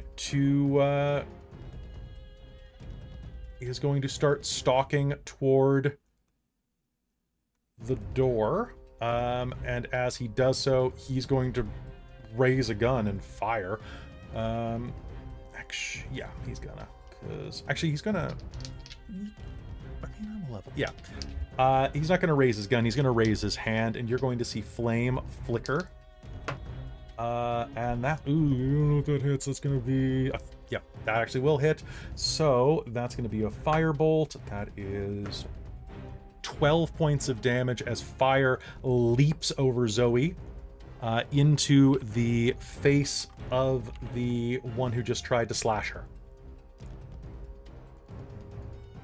All right, that's Paulus' turn. Inside of the room, Tali, what do you do? She's going to lean down over Sable, just to his side, and basically like cover him with her wing. Can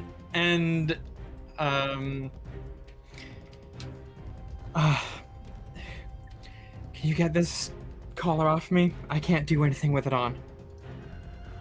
Of course, Pat, of course. Just give me a moment.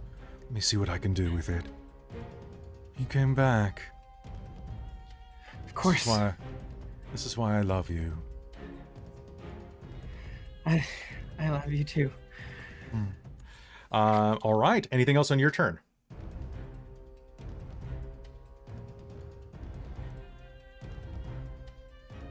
Would you like to hold an action for if the collar is removed?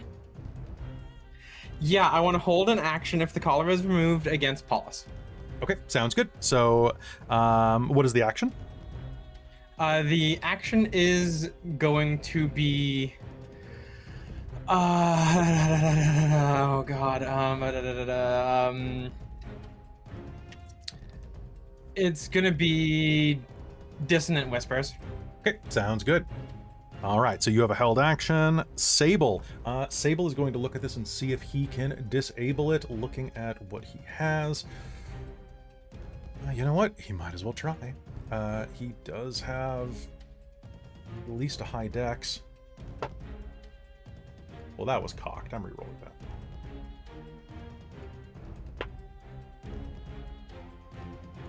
All right, fidgeting with it.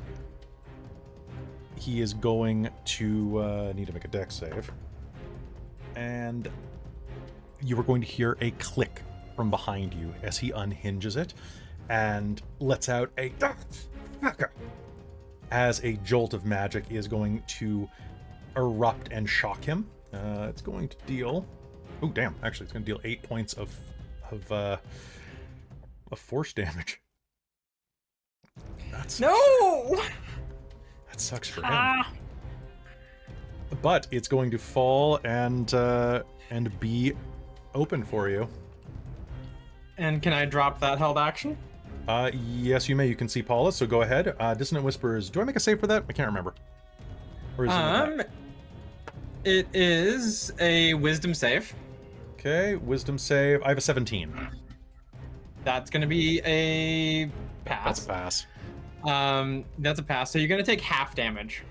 Okay. That is a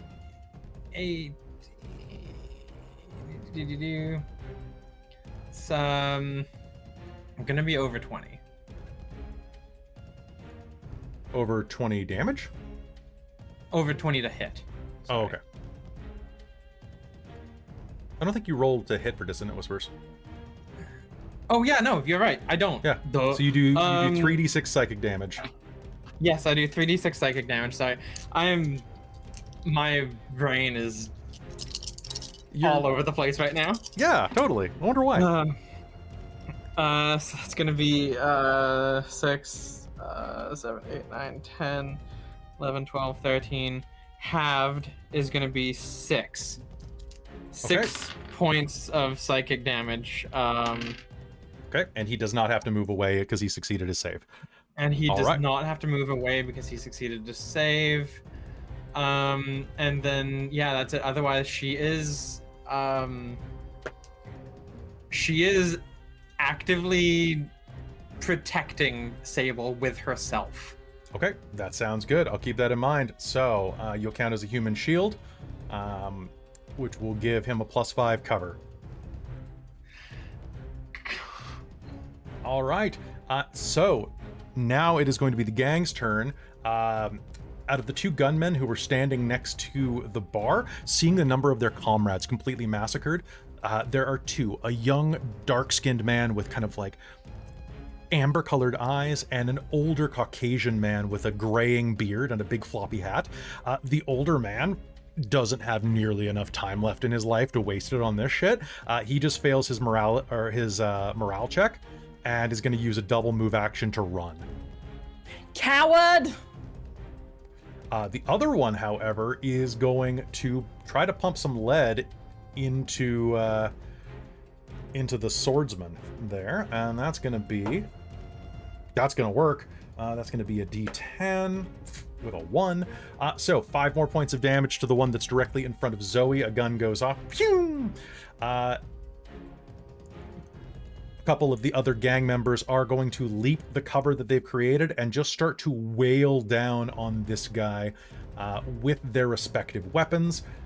So it's going to be 2 scimitar attacks or 2 light sword attacks, either way. That's going to be 12s to hit versus, yep, that's going to hit. I love early level games where you don't have to worry about counting all the way up above 10, or at least above 20. That's going to be another 8 points of damage as 2 of these gang members continue to slash into the longswordman. And that was a really quick round because almost all the gang members are dead. Carrion, it's your turn. Is it my turn? Oh my Oh, God. Zoe, we're gonna rewind. Sorry. Yeah, Zoe. Do something. Zoe. I have no ideas anyway.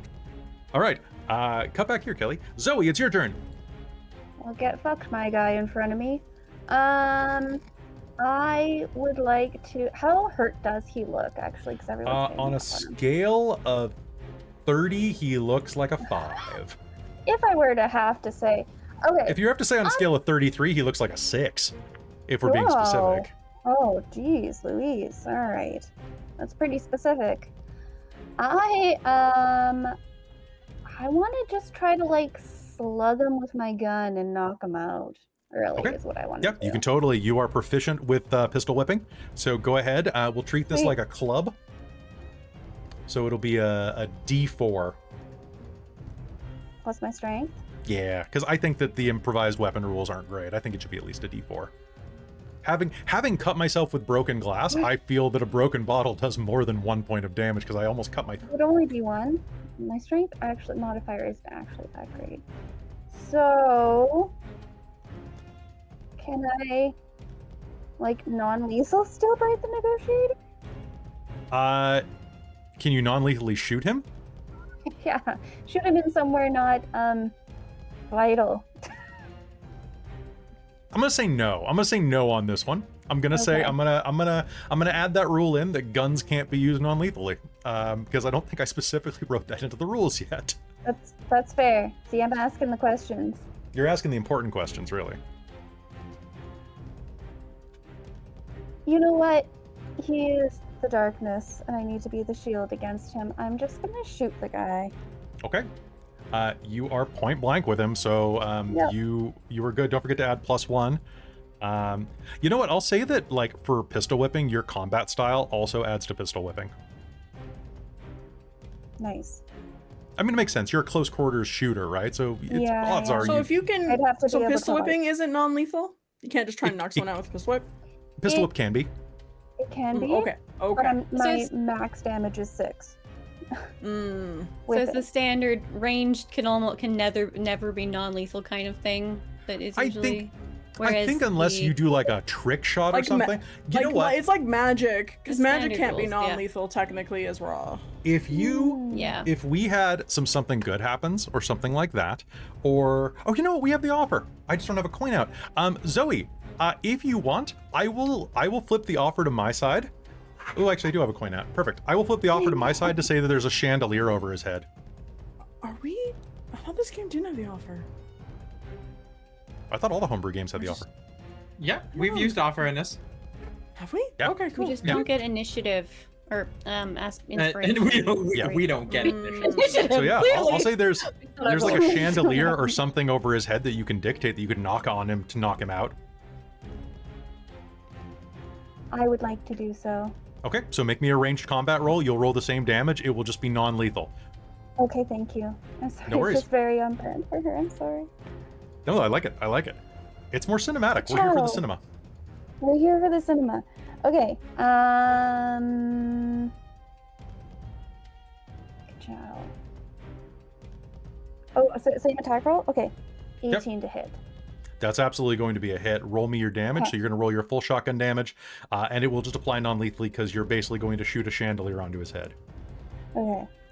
Alright, I put everything in here because I'm an idiot. Alright, ciao. Okay, well that's okay because I do add. Oh, it's actually not bad. That's gonna be 8. 8. All right. There is a glittering, shattering noise as this is going to. Oh, actually, he's not dead, so I'll put him back, and I'll mark him with a. So he's unconscious and collapses to the ground. Nice. All right. Anything else on your turn?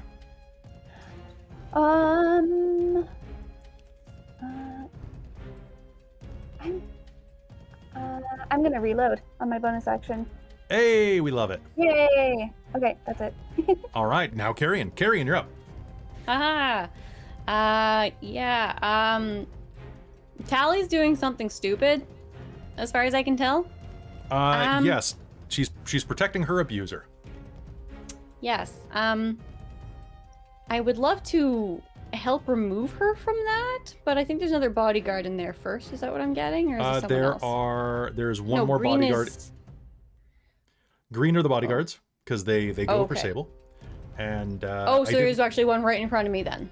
there's one right in front of you. There are two right in front of you technically, and one in the room. Right. Okay. So in that case, the one in front of me. Oh, I need to double check a spell effect. I don't have many. I have only one that's useful in combat, in fact. Is it vines?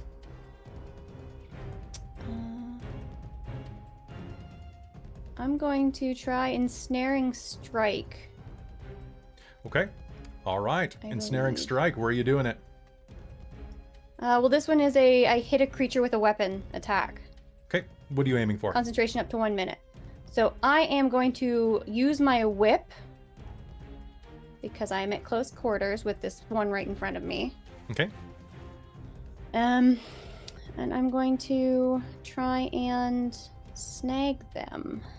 Sounds But good. I need to hit with an attack first, so. Great. we'll Go do ahead. that Give it to me.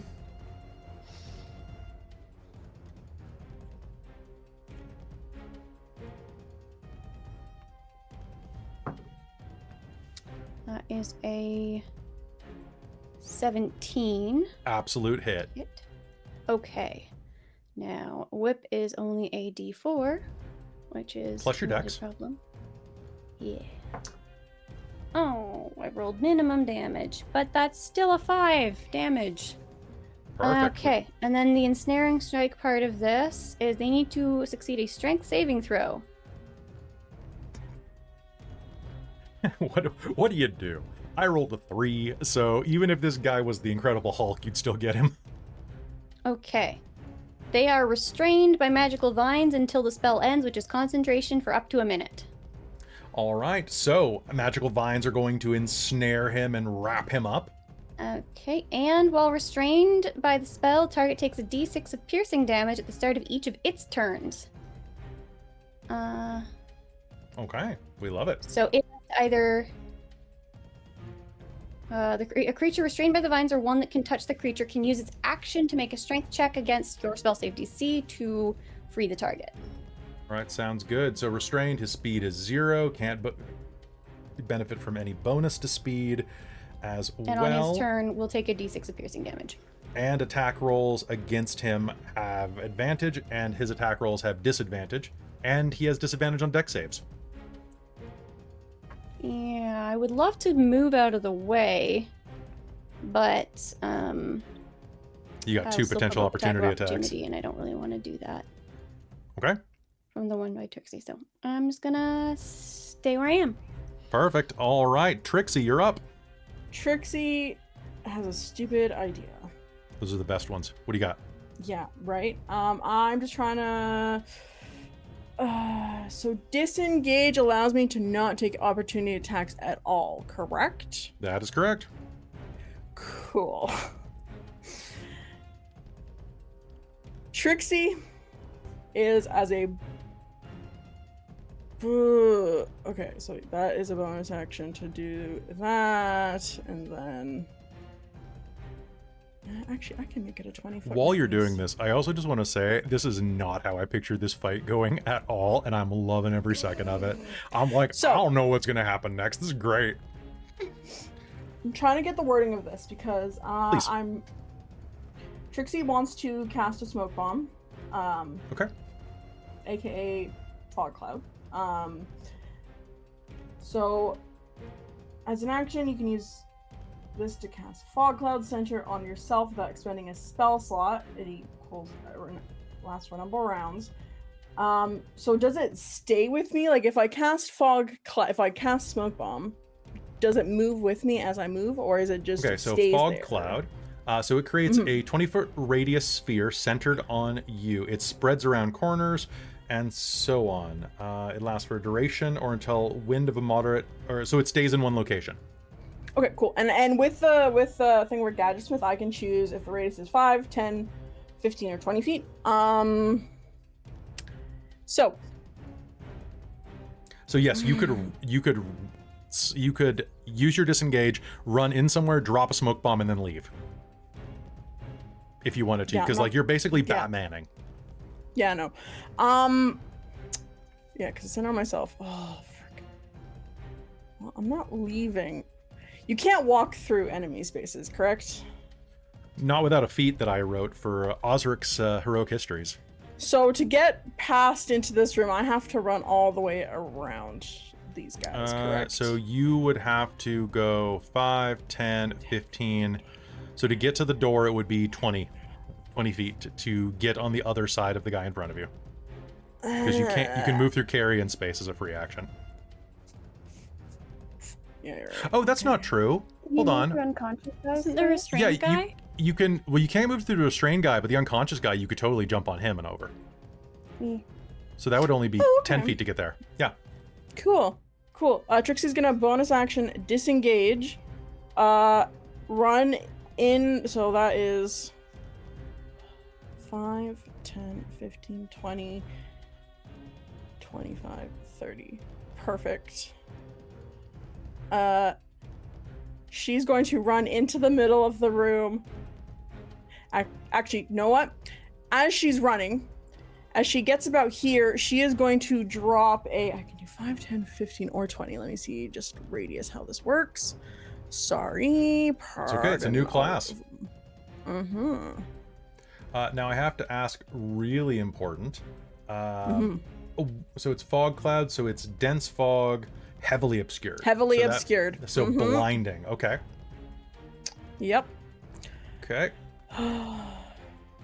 So it's kind of shifted. The map is kind of not quite, but so she's gonna drop a 10-foot radius sphere, kind of not hitting her allies, but covering Tali and Biff. And then she's gonna finish running and kind of just... Okay, so 10-foot radius. Yeah. So centering, she's gonna start it where I'm pinging on the map, Kelly. Okay. So basically creating a wall of fog between the locations. Yeah. And that's 5, 10, 15, 20, 25, 30. Yeah, so Trixxi will end her turn there, hopefully trying to have not many people see that she's entered the room. Okay, so you are moving through a space, but dropping fog or smoke cloud. I have disengage. Yeah, you've got, oh shit, you have a disengage anyway, so it wouldn't even That's matter. why I asked if it continues the whole turn, because I'm like, absolutely running through does. people. Yep, totally does. Good stuff. Okay, dropping. There's now a cloud in the way that's going to block all vision into the room. Looking at the map, Belle, it's your turn. So, you see that Trixxi drops a smoke bomb inside of the edge of that room. Smoke is coming out. There is still one more of Sable's bodyguards who was attacking people with a pair of short swords, dressed in a hood. Okay. There is also a restrained person that is been completely wrapped in vines, which if you attack them, you would have advantage on that attack for sure. Okay. Sorry, I didn't realize that I can't tell these guys apart. Like, I cannot. Okay. I thought everybody was still in the room that we were attacking. No, just Sable and his bodyguard. Okay. Well, you know what? The one in the green hood thing I already hit with a friend's ribs, so I might as well try and finish him off. Man, he really doesn't like you. That's okay. I don't like him either. Okay, go ahead and make me an attack roll then. Let me just have a quick... I think it's just the one. I will shoot him with my firearm then.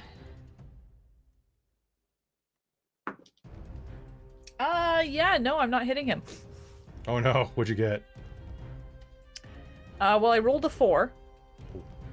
So that's, I think, 11. 11's a hit. Wait, really? Yeah. How? He uses the thug stat block. I don't think we've ever come across anything where it was like that low. Jeez. I love thugs because they're really easy to hit, but they have advantage if they're next to each other in combat because they have pack tactics. They're my favorite thing. Okay. You can mow them down, but if they hit you, they hurt you, and I love that in an NPC. 8 points. Holy crap. One sec. D10. Okay. Oh, actually, never mind. Sorry, that's actually, I forgot that this is actually a firearm, so that means I add something to that damage. Not just a spell. So that will be 13 points. 13 points. All right. He is almost dropped into incap with that shot that spins him around. Beautiful shot. Good job. Anything else on your turn? Can I bonus action stealth check? No, not unless you have a feature for it. But do you have any bonus action spells or anything like that? Again, warlock. Warlock. That's true. Okay. So, you can still crouch down and get like partial cover. Okay. I mean, I'm assuming she's still crouched. She's just like lining up a shot on top of the railing. Fair. Okay. With that, it is going to be the bodyguards' turns. The bodyguards that are there, one of them is going to try to free himself from the vines. But first, it's going to be an attack roll from the one who isn't chained up, who's going to make another attack on Zoe. All right. So he's going to step forward and make 2 attacks on Zoe. That is going to be a grand total of that's a no and a no. That's a 3 and a 4 base. I don't think that I can hit Zoe at all. So Zoe, 2 short swords from a heavily wounded bodyguard are going to lash out at you, and you're going to deftly dodge out of the way of this. He's a mook. That's all I can say. All right. Down beneath him, the entangled one is going to try to break free and is going to get a, what's his strength? That's a 12 plus 14? And yes, because my spell save DC is 13. But he did take a d6 of damage first. Oh, he did take a d6 of damage. Give it to me. Okay. One tick. He took 6. Oh my god. All right, and he lost his entire turn, which is my favorite. So he's going to be able to force his way out of the binds of your ropes and is going to drop to the ground and will use his speed to stand up. That is going to be his turn inside of the room.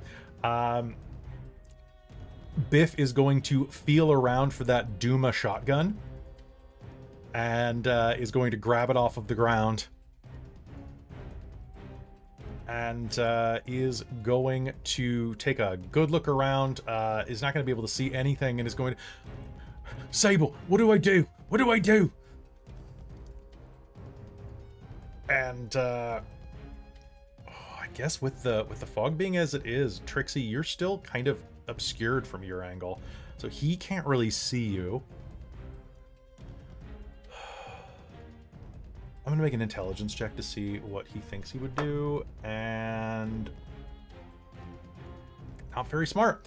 He's going to wander forward out of this, see the trouble that everybody's in, and go, Can I make an opportunity attack? yes, you may. You absolutely... Oh, yes, but with disadvantage. Yeah.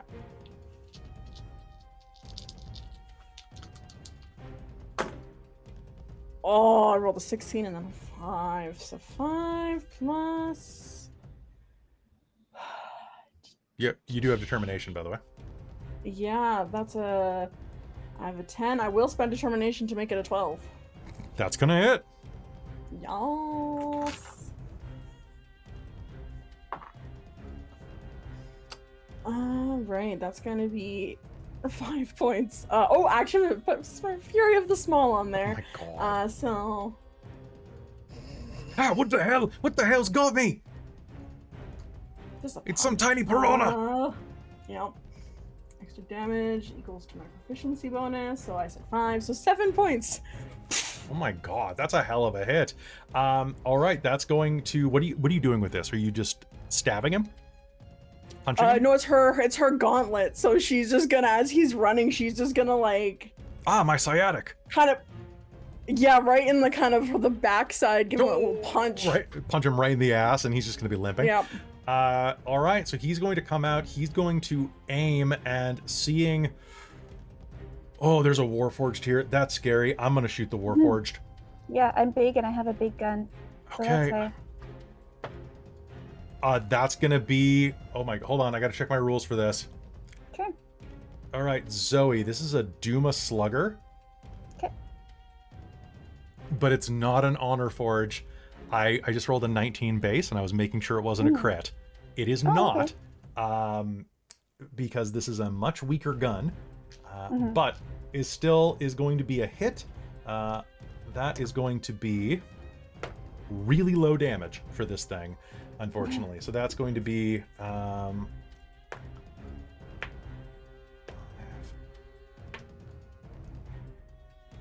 6, 7, 8, 9 points of damage. Piercing is going to erupt as this man stumbles out and is going to let out an explosion of shrapnel out of the end of this gun. And he will use his... I'm gonna flip over the offer back to your guys' side to say that when he picked up the gun, he picked up some slugs for it. He's going to reload it as a bonus action. All right, and that is going to be my turn. Top of the initiative, we're back with Paulus. Paulus is going to see what is going on here. And is going to be looking at that cloud and is not very pleased with it. But what are you going to do? I guess what he's going to do is raise his left hand, point it at Biff, and is going to say, "Stop where you are." And Biff is suddenly going to, holding the gun up at Zoe, that bodyguard is going to and freeze in place as hold person takes effect. And let's just give him a hold person. There we go. He is held. All right, and then 1, 2, 3, making my way around, hugging the wall. All right, Tali, inside of the room, what are you doing? I can't see anything. I can hear what's happening. Oh God. There's not much I can do here. Except she's gonna hold an action for if she sees Paulus. She's going to hold, I think, it insinuation. She's gonna hold it for if she sees Paulus. I don't remember what that one does, but I'm excited to hear it in a second. Okay, so if you see Paulus, that. All right, down beneath you, I've got Zoe. Hey, all right, this guy looks like not doing so good, so I'm gonna try to pistol whip him this time. All right, sounds good. Basically, if you take a step toward him and pistol whip him, you absolutely can. Make me an attack roll with advantage. It is an automatic crit because he's held. Oh, actually, so it wasn't gonna be that guy. It was gonna be the guy that tried to stab me. Yes, him. Never mind. Yeah. Please do. The other guy. Yeah, the other guy is next priority. Are you going? So you're pistol whipping him? Correct. All right, give it to me. Okay. Ciao. Oh. Actually, no. Do I have determination? You do. Incredible. That's gonna be 9 + 4 is 13. 13? Yeah. All right, roll me a d4, but I'm pretty sure you automatically are gonna knock this guy out. Oh, well, I had my D4 earlier and I took it away. There it is. It's like I took it away from him. Where did I put it? Ciao! 3 plus 2 is 5. All right, 5. You are going. How do you do it? How do you render him unconscious? Probably just like lift up the gun and just like smack it to like the back of the head. Real classic, like. Or maybe I'll do a little turn because he's facing me, so I gotta. You crank him in the side of the head, and he goes down like a sack of. I don't know if you know potatoes, like a sack of screw fruit. Scroots. All right, it is Sable's turn. Sable is going to lean into Tali and say, "Don't worry, we're going to be okay. Who is this man? Why is he here?" He's the one who killed Varen. He's Sabrina's father. So this is all your fault.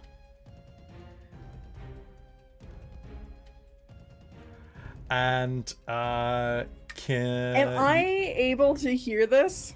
Yep, you can hear it. I'm dropping concentration on Fog Cloud. Okay. Because that can be done at any point. Perfect. All right, Fog Cloud, you will drop concentration on it, and the room will suddenly come into view again. You will see Sable leaning over Tali's shoulder, her wings.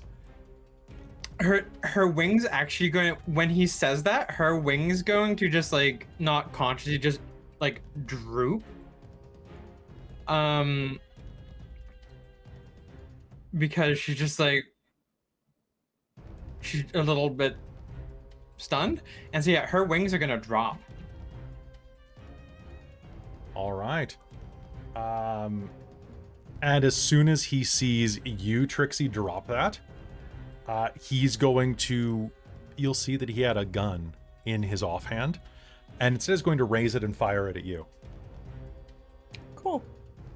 Okay. Bam! That's going to probably be a hit. What'd you say? Uh-oh. Still 3 barbs. Oh! That is going to be... It's a 12 plus... What's your AC? What's your AC, Trixxi? 16. Okay. Okay.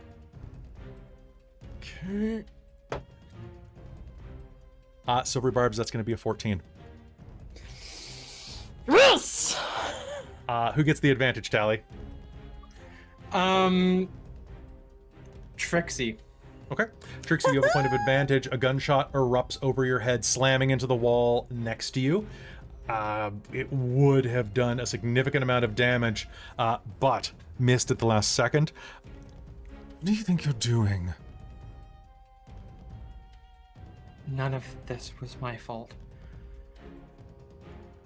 All right. Outside, the gang is still here, and seeing what is happening here, the gang members are going to lurch forward as best they can, and are going to start trying to waylay Mr. Mustache. Gang member turn.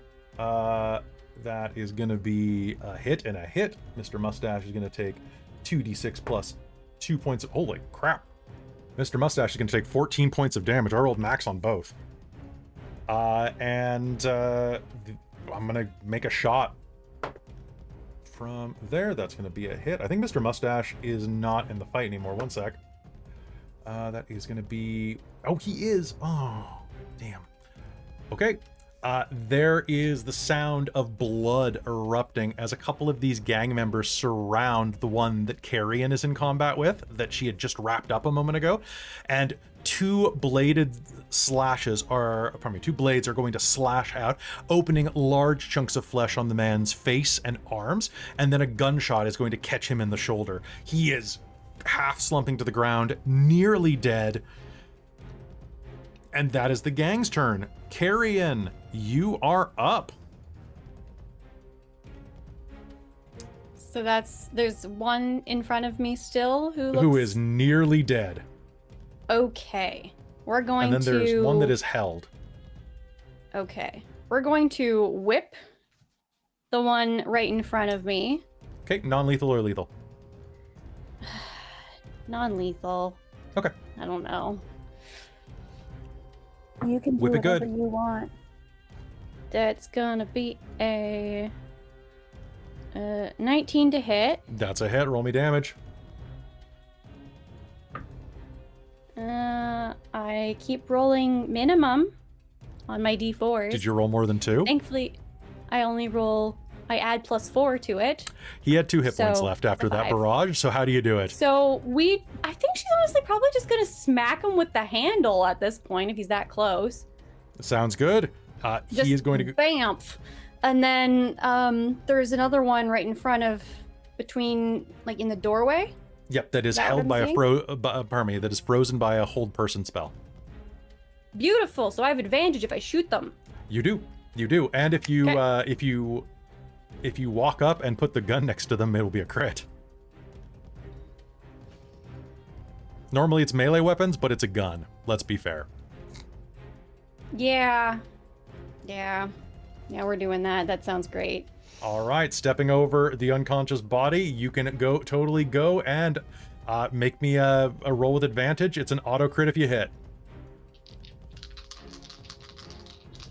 Yeah, I guess the gun, the point blank pretty thing doesn't sure really apply for held. It really doesn't. I rolled an 18, so Yeah, 20 something. That's a crit. Go ahead and give me damage, please. That's with my gun. So that means I'm rolling 4 of these suckers. Don't drop the dice. No, Yeah, I don't it's think- not in a rolling place. It's not in the rolling place. That's not in the. It fell back right into my thing of dice, so it was like not even visible. I love it. Okay, that is 4 and 4, so that is 8 plus 3 plus 15. 15 points of damage is a Think so. hell of a lot of damage on a held person. He is very badly injured as you push the gun up against him and fire. Blood is going to spray back. Yeah, because that was 2 4s, 3 4s. But yeah, so that's 15. Yep, that is a action and bonus action, and they're held, so I can leave range in case they somehow get released. Sounds good. Yep, All I'm gonna right. move back to where I was. Perfect. All right. Walk over that body again. Trixxi, it is your turn. Cool. Trixxi is going to take her quickly just flip from her gauntlet to her gun and aim at Sable and go, real family takes care of each other, not turned on them at the first chance they get. And Trixxi will aim with advantage. Please do. Okay, that's better. I rolled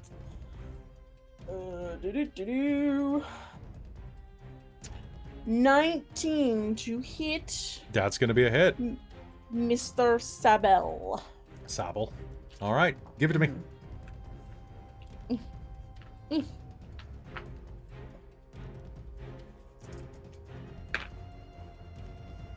All right. That is going to be 7 points of piercing damage. Okay. And then as a bonus action, she actually not really as a bonus action because she's not gonna really do that. I know she can't really get in between Sable you- and Tali. I am going to flip over the offer to do something nice for you. Oh. Make me a perception roll. Ooh, okay. Which of you 3 bad children are gonna roll nice for me? 4 bad children.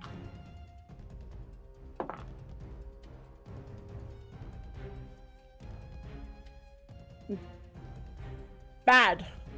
That's gonna be a 4. A 4? Okay. Mhm. All right. So, looking around the room, you're going to rush up next to Tali and are going to bump something. I'll let Tali make the roll too, actually, because she's right there. Okay. She's And that was like, perception? Yeah. So, 18.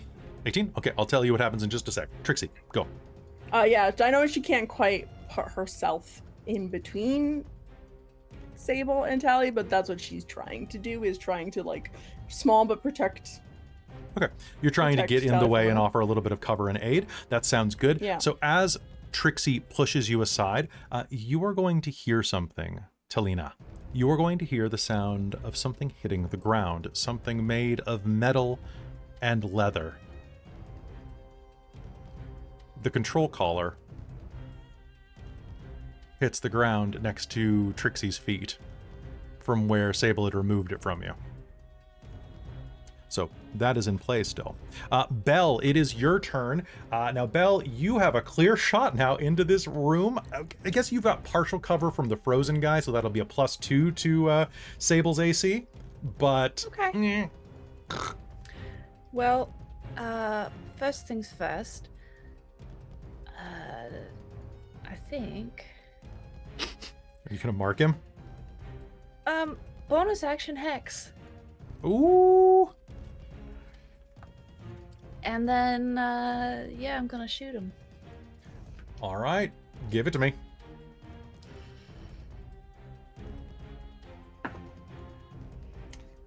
That is, what's my bonus?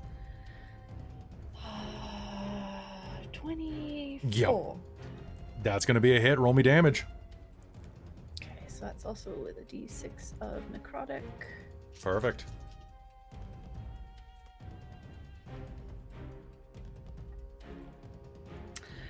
I'm gonna give him disadvantage on dex ability checks. Ooh, okay. Dex checks. Okay, 4 points Sounds- of necrotic. Okay. And that is 9 points of damage otherwise. Normal damage. So 13 points total. Beautiful. Oh my god. He is absolutely bloody. This gunshot goes off, catching him in the side and pushing him back against the wall, which I will say is enough for Trixxi to get in the way of Tali, if Tali is all right with that. Yep. What I Okay. want to do, I don't need to be close to him. Perfect. All right. Then it is the bodyguard's turn. I believe I get to make a wisdom save versus hold person. That's a 10. Nope, that's not enough. Cool. Top of the initiative, I have Paulus again. Paulus is going to take a step up to the door. Are the thugs doing anything, or am I just missing that in the thing? The thugs, there was only one thug remaining. Well, the thugs went and they beat up Mustache Man. All 3 of them? Yeah, they just Oh, nice. like gang beat him, and then Cool. I must have missed the. and then Carrion the finished verbiage. him. Nice. And then the other one's frozen. So Paulus is going to walk up and keep an eye on the door and say, "You see what I mean? He used you the same way that he used my girl." And yeah, I think he is going to cast. He's going to drop hold person on Biff and is going to instead cast it on Sable. See if that works. And it does. Holy crap. Wait, do I have counterspell? Just checking real quick. Burp, burp, burp. I do not. I will spend a hurt the mortar re-roll. And that's okay. Hold person does not work then. All right. But he will attempt it, which means that Biff is no longer held, and instead is going to look very confused. Tali, it is your turn. She's going to turn and face Sable. And Oh, we don't have the offer anymore. Okay, never mind. You do not.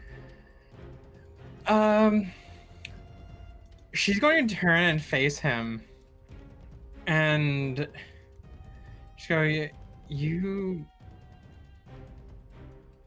have killed hundreds of girls and sent more away. That's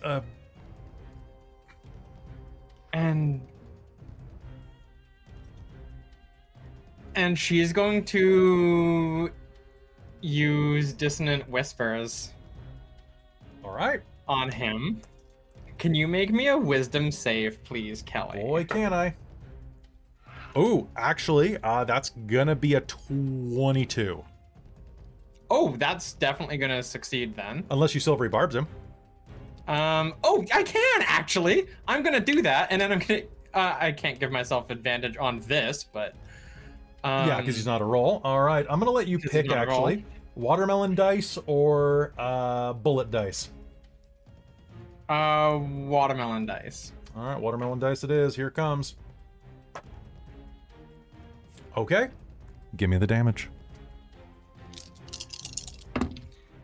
Ooh, that's going to be 12, 13, 14, 15, 16. That's going to be 17 psychic damage, Kelly.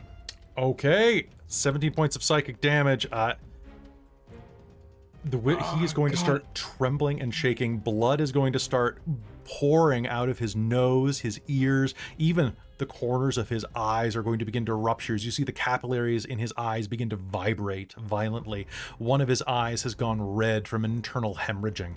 Oh, God, there's not. I can't do anything else. That's pretty damn good.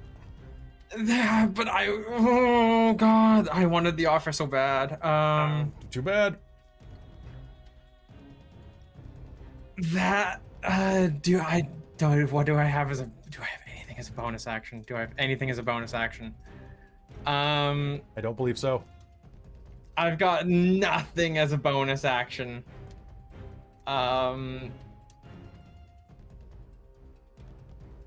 That's it. Okay. Yeah, I mean, All right. oh my God. You. Cause yeah, I couldn't do.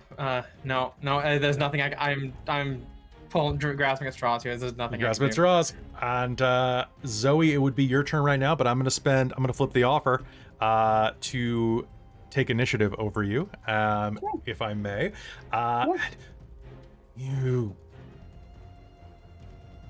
fucking ingrateful bitch! He's going to yell. And can I get, let's see, this is a 15-foot cube, so I need Biff, Paulus, that's gonna be Biff, Paulus, Tali, and Trixxi to all make me strength saves. Or pardon me, con saves. As I use my cacophony ability. Okay, Paulus will actually fail. Biff will fail. 23. Oh, nice. 13. My dice hate me today. 13 so much. Is a success. Yes! Just barely, but it is a success. So, both of you are going to take 4 points of thunder damage. Paulus is going to take 9, and so is Biff. Hey, Kelly. Yeah. Should I make a like wisdom save or something to not be frightened by Oh, actually, that would be wonderful. Could you do that, please? thunder? That would be wonderful. Okay. 10. Okay, you're gonna hold it together, but I'll give you you are going to be, you know, I'm gonna give only a 10.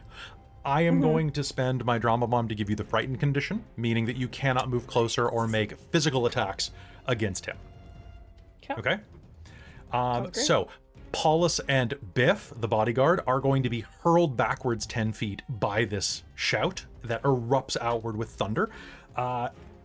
Do I have some more hurt the mores. I'm gonna say he's gonna do some adrenaline stuff. And then he is going to spend a hurt the more, and I am going to cast sleep on you two. You know what? No, I'm not. I'm gonna cast invisibility. Because why wouldn't I? So he is going to spend a hurt the more and is going to vanish.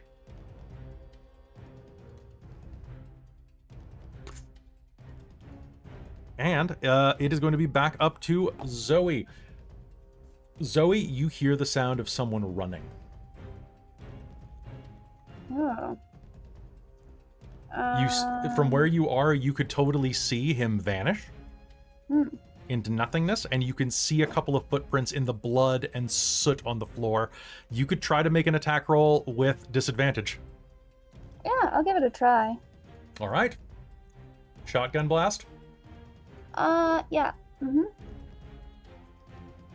Yep. Mm-hmm. All right, give it to me with All right. disadvantage. Ka-chow. I don't think ka-chows are working very well.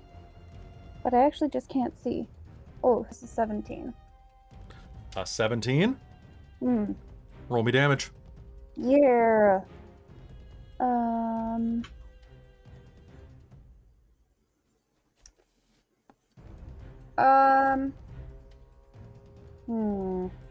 Roll for concentration.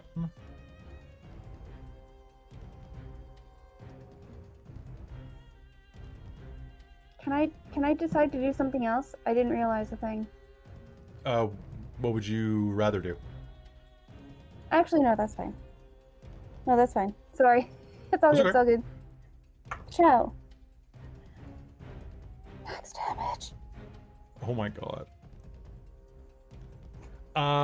You're gonna catch him as he runs out the door on your turn. All right, so rushing out the door, there's going to be an explosion and a splat. How do you do it? I'm sorry.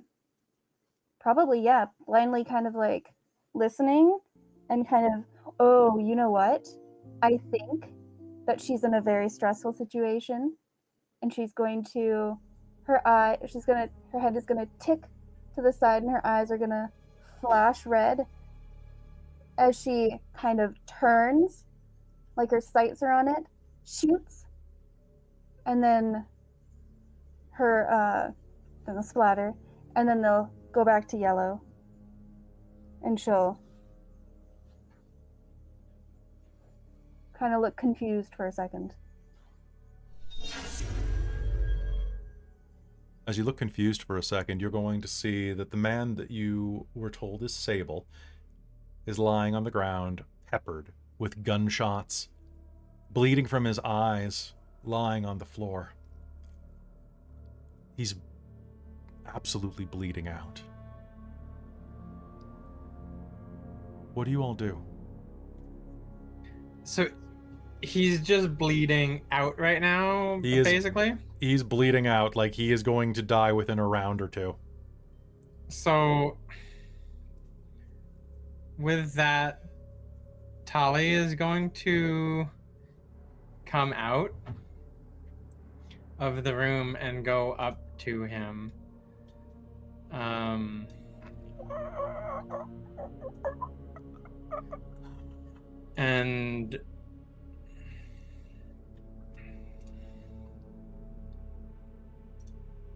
just lean down.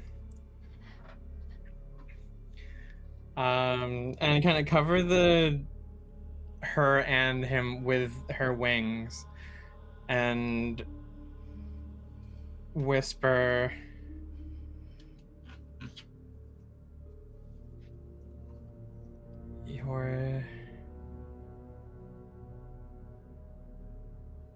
you're never gonna get the chance to hurt someone ever again. And she's going to mind sliver him and drive just psychic energy into his brain. And just she's going to basically like put her hand like on his forehead and just like drive a nail of psychic energy Okay. into his head. As you do this, I'm spending a hurt them more for one more thing.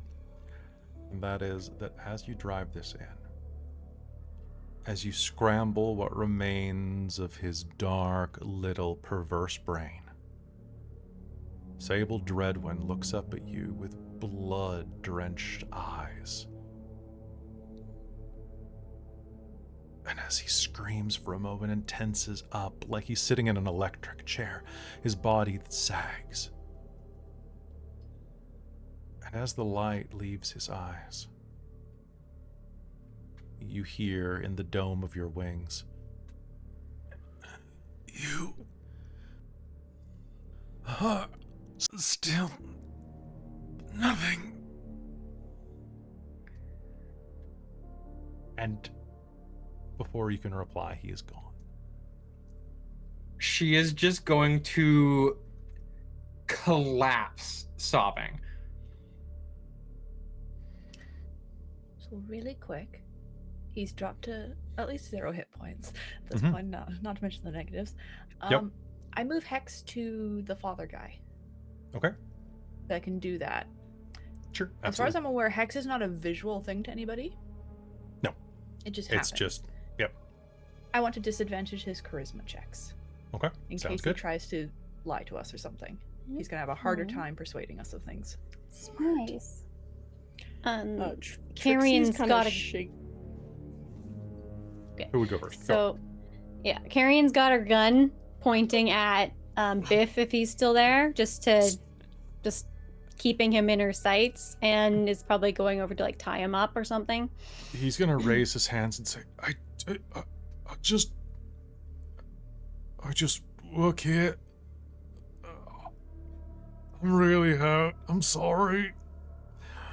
He's gonna drop his gun, raise his hands, and is going to collapse on the ground with his one remaining hit point. Cool, I'm gonna tie him up and take his gun. Nice. Okay, you have a almost broken Duma Slugger. It is an awful 4d4 shotgun that looks like it was glued together by orcs from Warhammer 40k. Cool. Trixxi, do you want this for parts?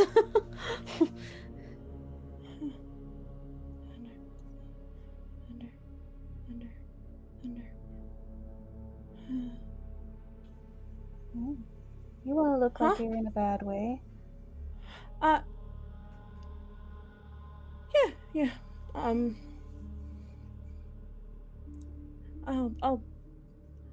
I'll take that. She'll kind of like shakily kind of like shake off something, and then she'll walk over and kind of take the shotgun and start kind of analyzing it and kind of start disassembling it almost and start kind of really getting into the gun. Zoe's gonna walk over to you two, Trixxi and Carrion, and just kind of kneel down, because that would be kind of the right height for both of you. Push her hands to both of your backs, and she's gonna lay on hands you both for 5 points of healing. Thanks. Mhm.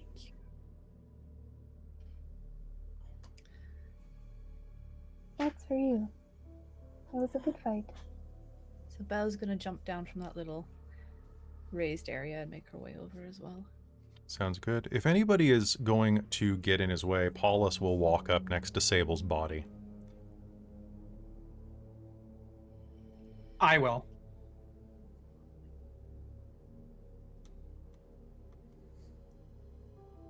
Your business is done. You leave.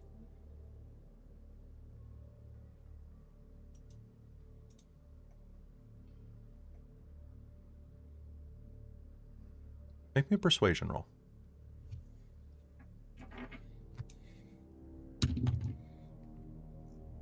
Ooh.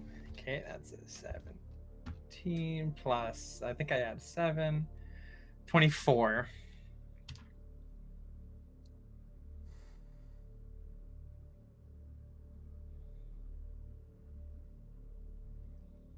He pauses for a moment, and then his gray eyes start welling up with tears that refuse to fall from his lashes.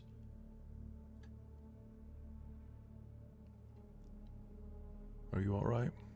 Are you all right?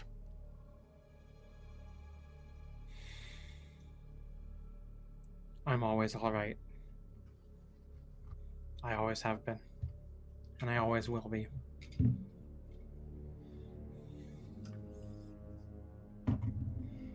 I heard what he said. This was your fault.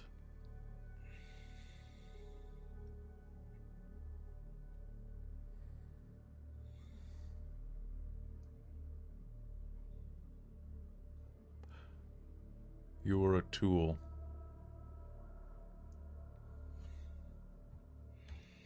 Wielded by a corrupted user.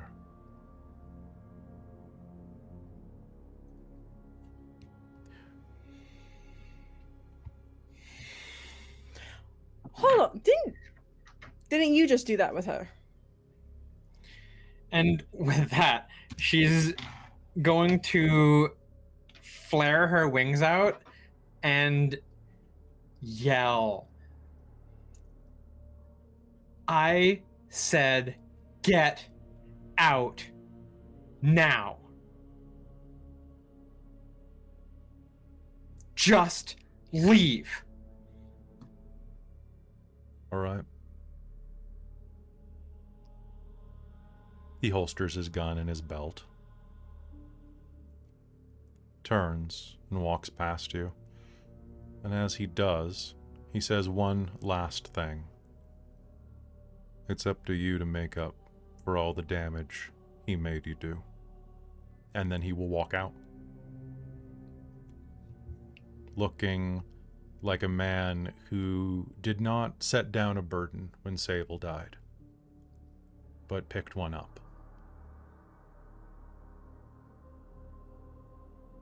Do you all let him leave? Yeah. Mm-hmm. Carrion's kind of glaring at him. Yeah, As he Trixxi's leaves. 100% like stink eye. Bell. Where his daughter was that died was also where we're hearing all this other shit happen? Yep, up north, up to the northeast. Okay. Belle will kind of intercept / kind of go out with him initially to kind of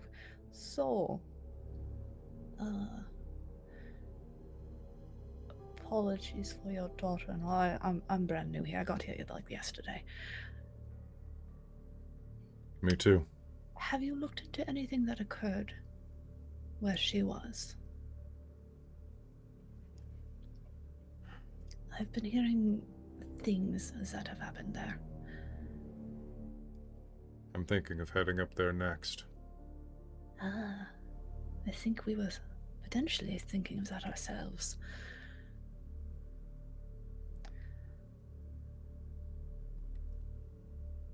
I think in the long run you've done Tali a favor. She's not likely to see it that way for some time at least. Girls her age tend not to. Sabrina was the same way. Can you blame her when the man apparently raised her to do this for him? That's why I'm not holding her accountable. Right. But I'm gonna And, find the one who did it. Let me know if you hear anything. I'm interested in fixing this as well. Probably the same as you. Who is a man, all black, wearing a metal mask over his mouth. That's a new detail. For me at least. So, yes. As you say She'll that. keep trying to winkle details out of him of anything he knows to try and add to her own knowledge. Make me a persuasion roll.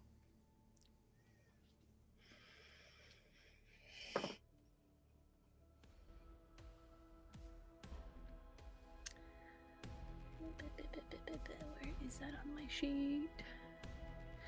That is going to be 21. I don't know many details. Apparently, he was...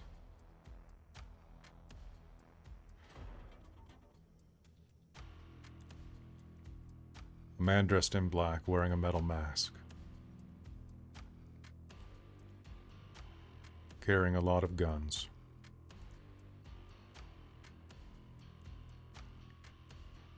And a sword with a red blade. Belle? Mm-hmm. You will immediately recognize that as your family's heirloom.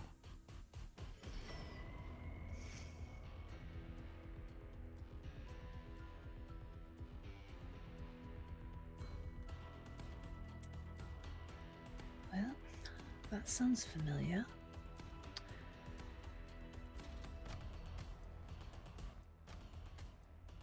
I'll be heading to Stark Springs. Perhaps I'll see you there. Perhaps. Try to stay out of trouble. Huh. Nonsense. That's where I'll find information. He nods and heads out into the crowd where you hear a bunch of halflings calling out, "Hey, how many died in there? How many died in there? We got 6-to-1 odds! 6-to-1 odds!" No law comes here. None of the locals, at least. Sable kept the local constable area a little too greased to even show up to his own aid. And back inside of the bar, Tali is in a wreck. Tali, you're in a bit of a state. Carrion, Zoe, Trixxi, you're still in the place, and Belle is probably returning. Is there anything you're planning to do over the next little bit? Raid the place. Raid the place. Yeah, That. Tali is going to go into Sable's office. Mhm. And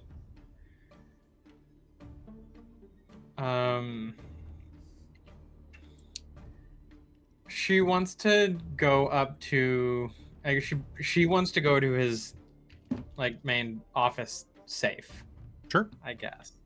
Okay. Make me an intelligence roll to see if you remember what his code is. And say In check, just int. oh, just int. Just int. That's gonna be a 16. 16? Okay, that's going to be enough. All right, so the rest of the folks can follow you back into his main office. Actually, his safe would probably be probably in his bedroom, to be honest. Behind a portrait of himself. That seems like something that he would... She's going to his like most valuable safe, effectively, is what she's doing. Opening it up, you're going to see that it's surprisingly emptier than it should be. These bodyguards, these mercenaries, probably cost him a lot of his liquid capital. And you know for a fact that he keeps a lot of his money in the First Bank of Drace. Still, there are quite a few valuable things here that you all could loot. Looking through the place, what I would like is everybody please make me an investigation check to kind of pour through things, and then I'll give you whatever's in the safe on top of that. Also, Tali specifically is looking for like the deed or writ of ownership of the Gilded Garter. Okay. Nat 20 on investigation. Okay. For a 26. 3. So- I had nothing. 21. First Ow. nat 20 of the game for me for a Bum, bum, bum, bum. Yeah, 30. A 30. Oh my god. All right, amazing. so So we're gonna do Oh, wait, some. sorry. 27. All right. So, raiding through all of his belongings, you are going to find quite a bit of things. The deed to this. The legal deed would be still in his name. So you would probably have to bribe someone to change that over. You'd have to bribe a notary fine. or official. It's not impossible to do. But I'll say that you absolutely can find the deed to this place. In the meanwhile, however, you are going to, and I'm just going to give you this as a big chunk. So whoever is handling the treasure situation for the party, or everybody who wants to do it, please do. But here's what you're going to find. Looking through his spare coins, you are going to find 80 gold pieces, plus 1,800 silver pieces that are used for general commissions, trades, and things like that, and 1,900 copper coins, for a grand total, if you combine them all, of, we'll say 280 gold pieces. If you take all of those coins and mix them together. You can easily go to the bank and trade them out for gold coins in your downtime, or for script. You're also going to find several gold bracelets, cloth, like very expensive clothing. You're going to find embroidered silk handkerchiefs, and so on. Grand total of those, if you went and sold these items, each one is worth, let's say that out of the set of bracelets that he possesses, you're looking at another 200 gold pieces. Between that, the silk handkerchiefs, and the nice clothes. After you pawn them. On top of that, you're going to find some pretty cool stuff. There are another 60 gold worth of just general jewelry, like lapis earrings. There is an obsidian cock ring that is sitting around it's shaped like a rooster. Twitch terms of service, or in YouTube terms of service, it's a rooster ring. Yeah, sure. And you can easily find that. That's worth 60 gold pieces. Maybe slightly less because it's been used, but maybe slightly more because it's been used. Depends on who you find the buyer. Besides that, you are also going to find a couple of really cool items, which you can find in Osric's Heroic Histories. You are going to find the following. So anybody who on their investigation roll rolled above a 15, do me a favor. 1, 2, 3, 4, 5, 6, 7, 8, 9, 10, 11, 12, 13, roll me a d20. If you rolled above a 15 on your investigation. If you rolled a nat 20, you can roll twice. I got a 10. Got a 10. All right. 1, 2, 3, 4. Okay. So you are going to find a potion of glibness that he had in his private stash. Potions of glibness are good at boosting charisma. I will give you the exact details of that, but you have that. Who's next? Out of his private stock, looking through. Let's take a look. All right. So, ooh, we had 2 nat 20s. God. All right. Amy, Carrion has a 3. So you are going to find...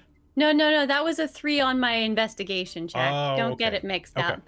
But You know I what? appreciate you trying. I did try. I'm going to give you this because I want this in the game, but it's not as good as some of the other things, unless you... maybe it is. I'm going to say that you're going to find around the stage a packet of glitter of fairy fire. It functions Does like... anyone know what this is? Does she Full of does she glitter. ask the group? Oh yeah, she pulls it up and starts like, and look, opens it. Oh, yes, that is used for dancing. It's basically fairy fire, but it's pretty and the clients love it. All right. Right. And it stays forever. Not the magic, just the glitter. After the magic wears off, the glitter remains. Looking through some of the belongings, Robin, you are going to find for Trixxi a vial of oil of obfuscation. This semi-translucent oil, when rubbed on you, gives you advantage on stealth. Then you are also going to find a tonic of tumbling. A tonic that gives you acrobatic acrobatic grace. And then looking through this as well, Belle, you are going to find the following things. You are going to find 2, 3, 4. You are going to find a potion of shrinking, which, when you drink it, it casts the reduce part of reduce enlarge for 1d4 hours. You are also going to find a bottle behind the counter of Ale of Alertness. It is a dwarven ale that, when drank, gives you advantage on initiative checks and you cannot be surprised until your next short rest. The mechanics of this are basically you drink the ale and it's with you till you take a rest and piss it out. When you break the seal, it no longer works. That's why it's a short rest. So besides that, on top of that, looking through his belongings, he does have quite a bit of stuff. You can also add the following to the pile, that there is going to be a potion of Cure Wounds, minor, that he kept in his personal area, as well as a pair of Sending Stones.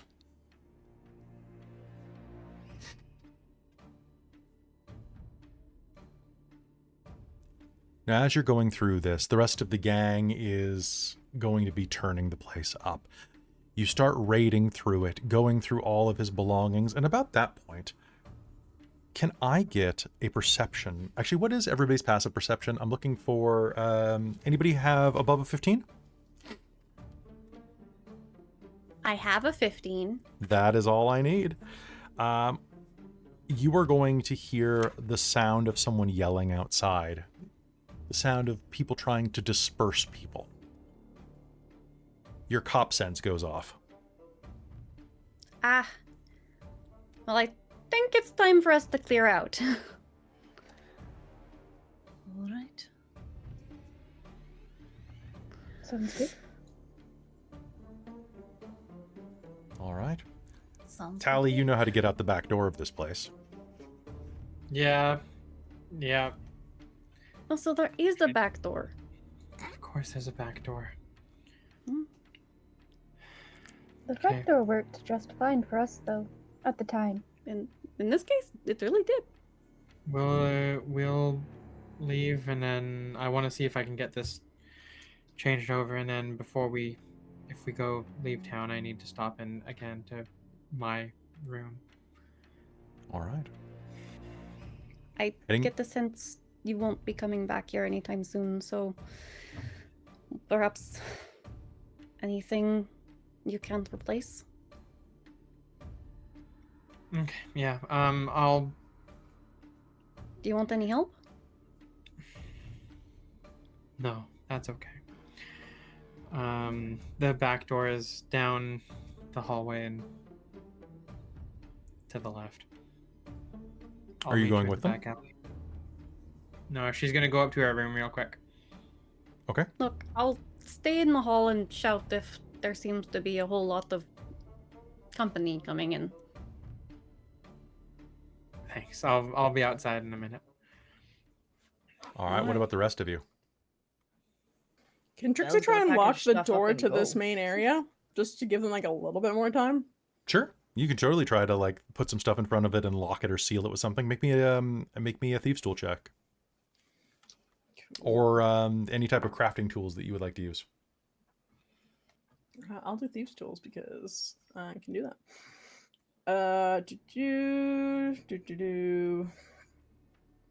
23. 23. All right. You're going to buy yourself probably about 5 minutes, which is going to be enough for Tali to get anything that she needs out of her room. Anybody else doing anything besides just skedaddling out the back? Basically packaging stuff up to get out. All right. Yeah, and as Carrion said, she's just gonna kind of keep an eye out until she gets the actual sound that Tali's leaving. So she's actually gonna wait. All right.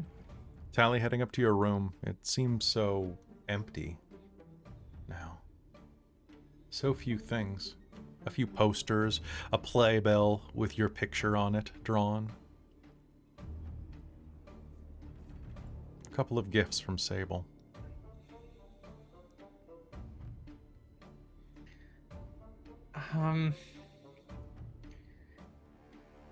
She's probably she's gonna grab a few clothes, and anything of value. Okay.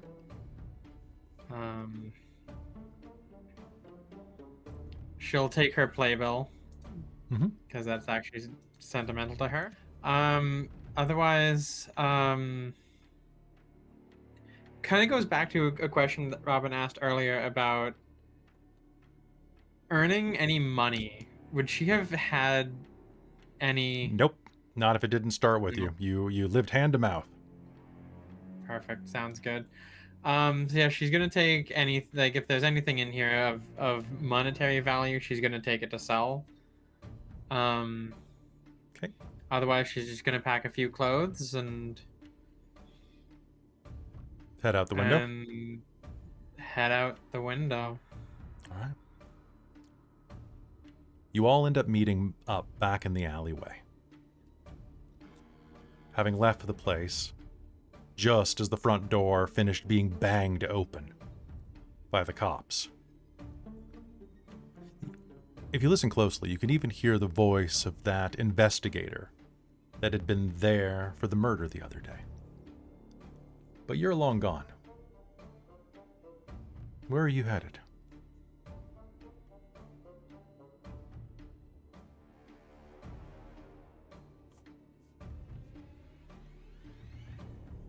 Just out?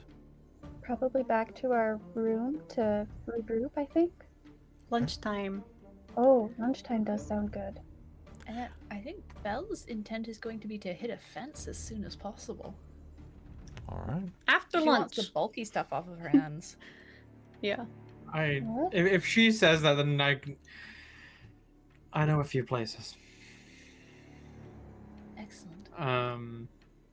All right. And as you head out into the city to go get rid of some things at some places that don't ask questions, you make your way out into the Lantern District, preparing to head down into the lower areas where such things are a little easier to get rid of. As you do, a small child begging on the edge of an alleyway is going to watch you go. And as you start heading down into the lower districts, is going to raise the cuff of his sleeve up to his mouth, and in a much different voice than a child, is going to say in Elven, "We have eyes on them. Following." And I think we'll figure out what is going to happen there next game, as you head off to do some fencing, because we love a little bit of fencing. So sell stuff.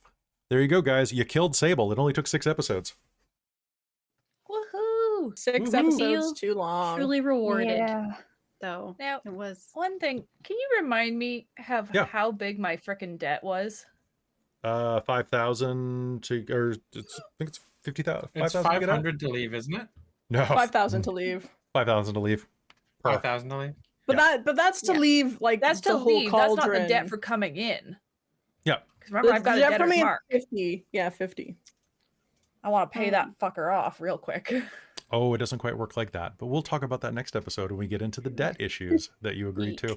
Yeah, Trixxi still has a debtor's mark from 3 months in the cauldron. Yep. All right. So, hey, folks, thank you so much for tuning into this episode of Cold Iron. You killed Sable. Congrats. I honestly thought that you guys were going to go and fight Paulus. I think Because- that's hilarious. I think that's hilarious. I No, misjudged. sir. I'm not going against an Imperial mage. Yeah, he's honestly he's like retired. Also, but he he was wants to kill Sable. But that Trixxi knows means that he's Sable strong. shit. So this is a perfect excuse. If anything came down, it's that crazy guy came into his daughter. I'm just trying to save my friend. I don't care about their feud. Knows fuck Yeah, all that about too. this, but she's kind of thrown in her lot with this crew at this point. So That's fair. You've thrown in your lot with them, which is pretty fantastic. All right, so folks, thank you so much for tuning into this episode of Cold Iron. I wanted to thank you all for joining the Patreon. You guys are all phenomenal. Because of you, we had 175 patrons last month. We still have at least 165 at the beginning of this month, which is just fantastic. Hey, go and keep joining. Like, seriously, you get tons of additional stuff. You get a game that's ran by Robin. You get a game that's ran by Christine coming soon. You get a game that, if we get enough people, Jen will run another game. Cal is running Descent into Avernus. You get, in February, you're getting Old Gods of Appalachia. You're getting Hunter. You're getting, God, so much more. Great stuff that we're managing to film this month. I'm very, very excited to finally wrap up some of these smaller ones so that we can create other stuff. But we will see you again next Sunday. I'm very excited for it. And why isn't this loading? Quick question. Yeah. Do we level? No, you don't. Oh. Not quite yet. There's still time. Sable wasn't enough, I guess. Sable wasn't was enough. not a milestone? Dang. No, he was not a milestone. He was a moral milestone. It's true. It's true. Hey, folks, thank you so much for tuning in. A big thank you to everybody who supports us over on Patreon. Specifically, I want to thank some of our higher tiers. I want to thank my mom. Hi, thanks, Mom. And Shikon Dave Vermillion, our divine producers, our demonic producer, Sorcerer Sanguine, our wizards of the Patreon, Tammy the Forever Cleric, the Ink Goblin, Karasha Urquhart, and Big Nut, our Monster Maker, Soul Omen, and our High Council, Taryn, Amberthist, Raven with Baubles, Chef Aladeth, Mike Baxter, LaRuke, Brian Kaler, Nerdy Metal Gent, Grumpy Owl, Cody, David Prophet, and Andrea Gresham. And a big thank you to everybody who joined the level 10 patron tier so that they could get Osric's heroic histories. I really, really am excited to do more writing, and I really got to thank Robin for doing all the layout on that. It looks so good. I'm very excited to share that with you. It will be over on Dungeon Masters Guild or Drive Through RPG sometime in the next week or so. But with that, we will see you next time here on Cold Iron. Be sure to tune in for the next 2 nights for the finale of Phandelver and Below, the Shattered Obelisk. Looking forward to it. Good night, everybody.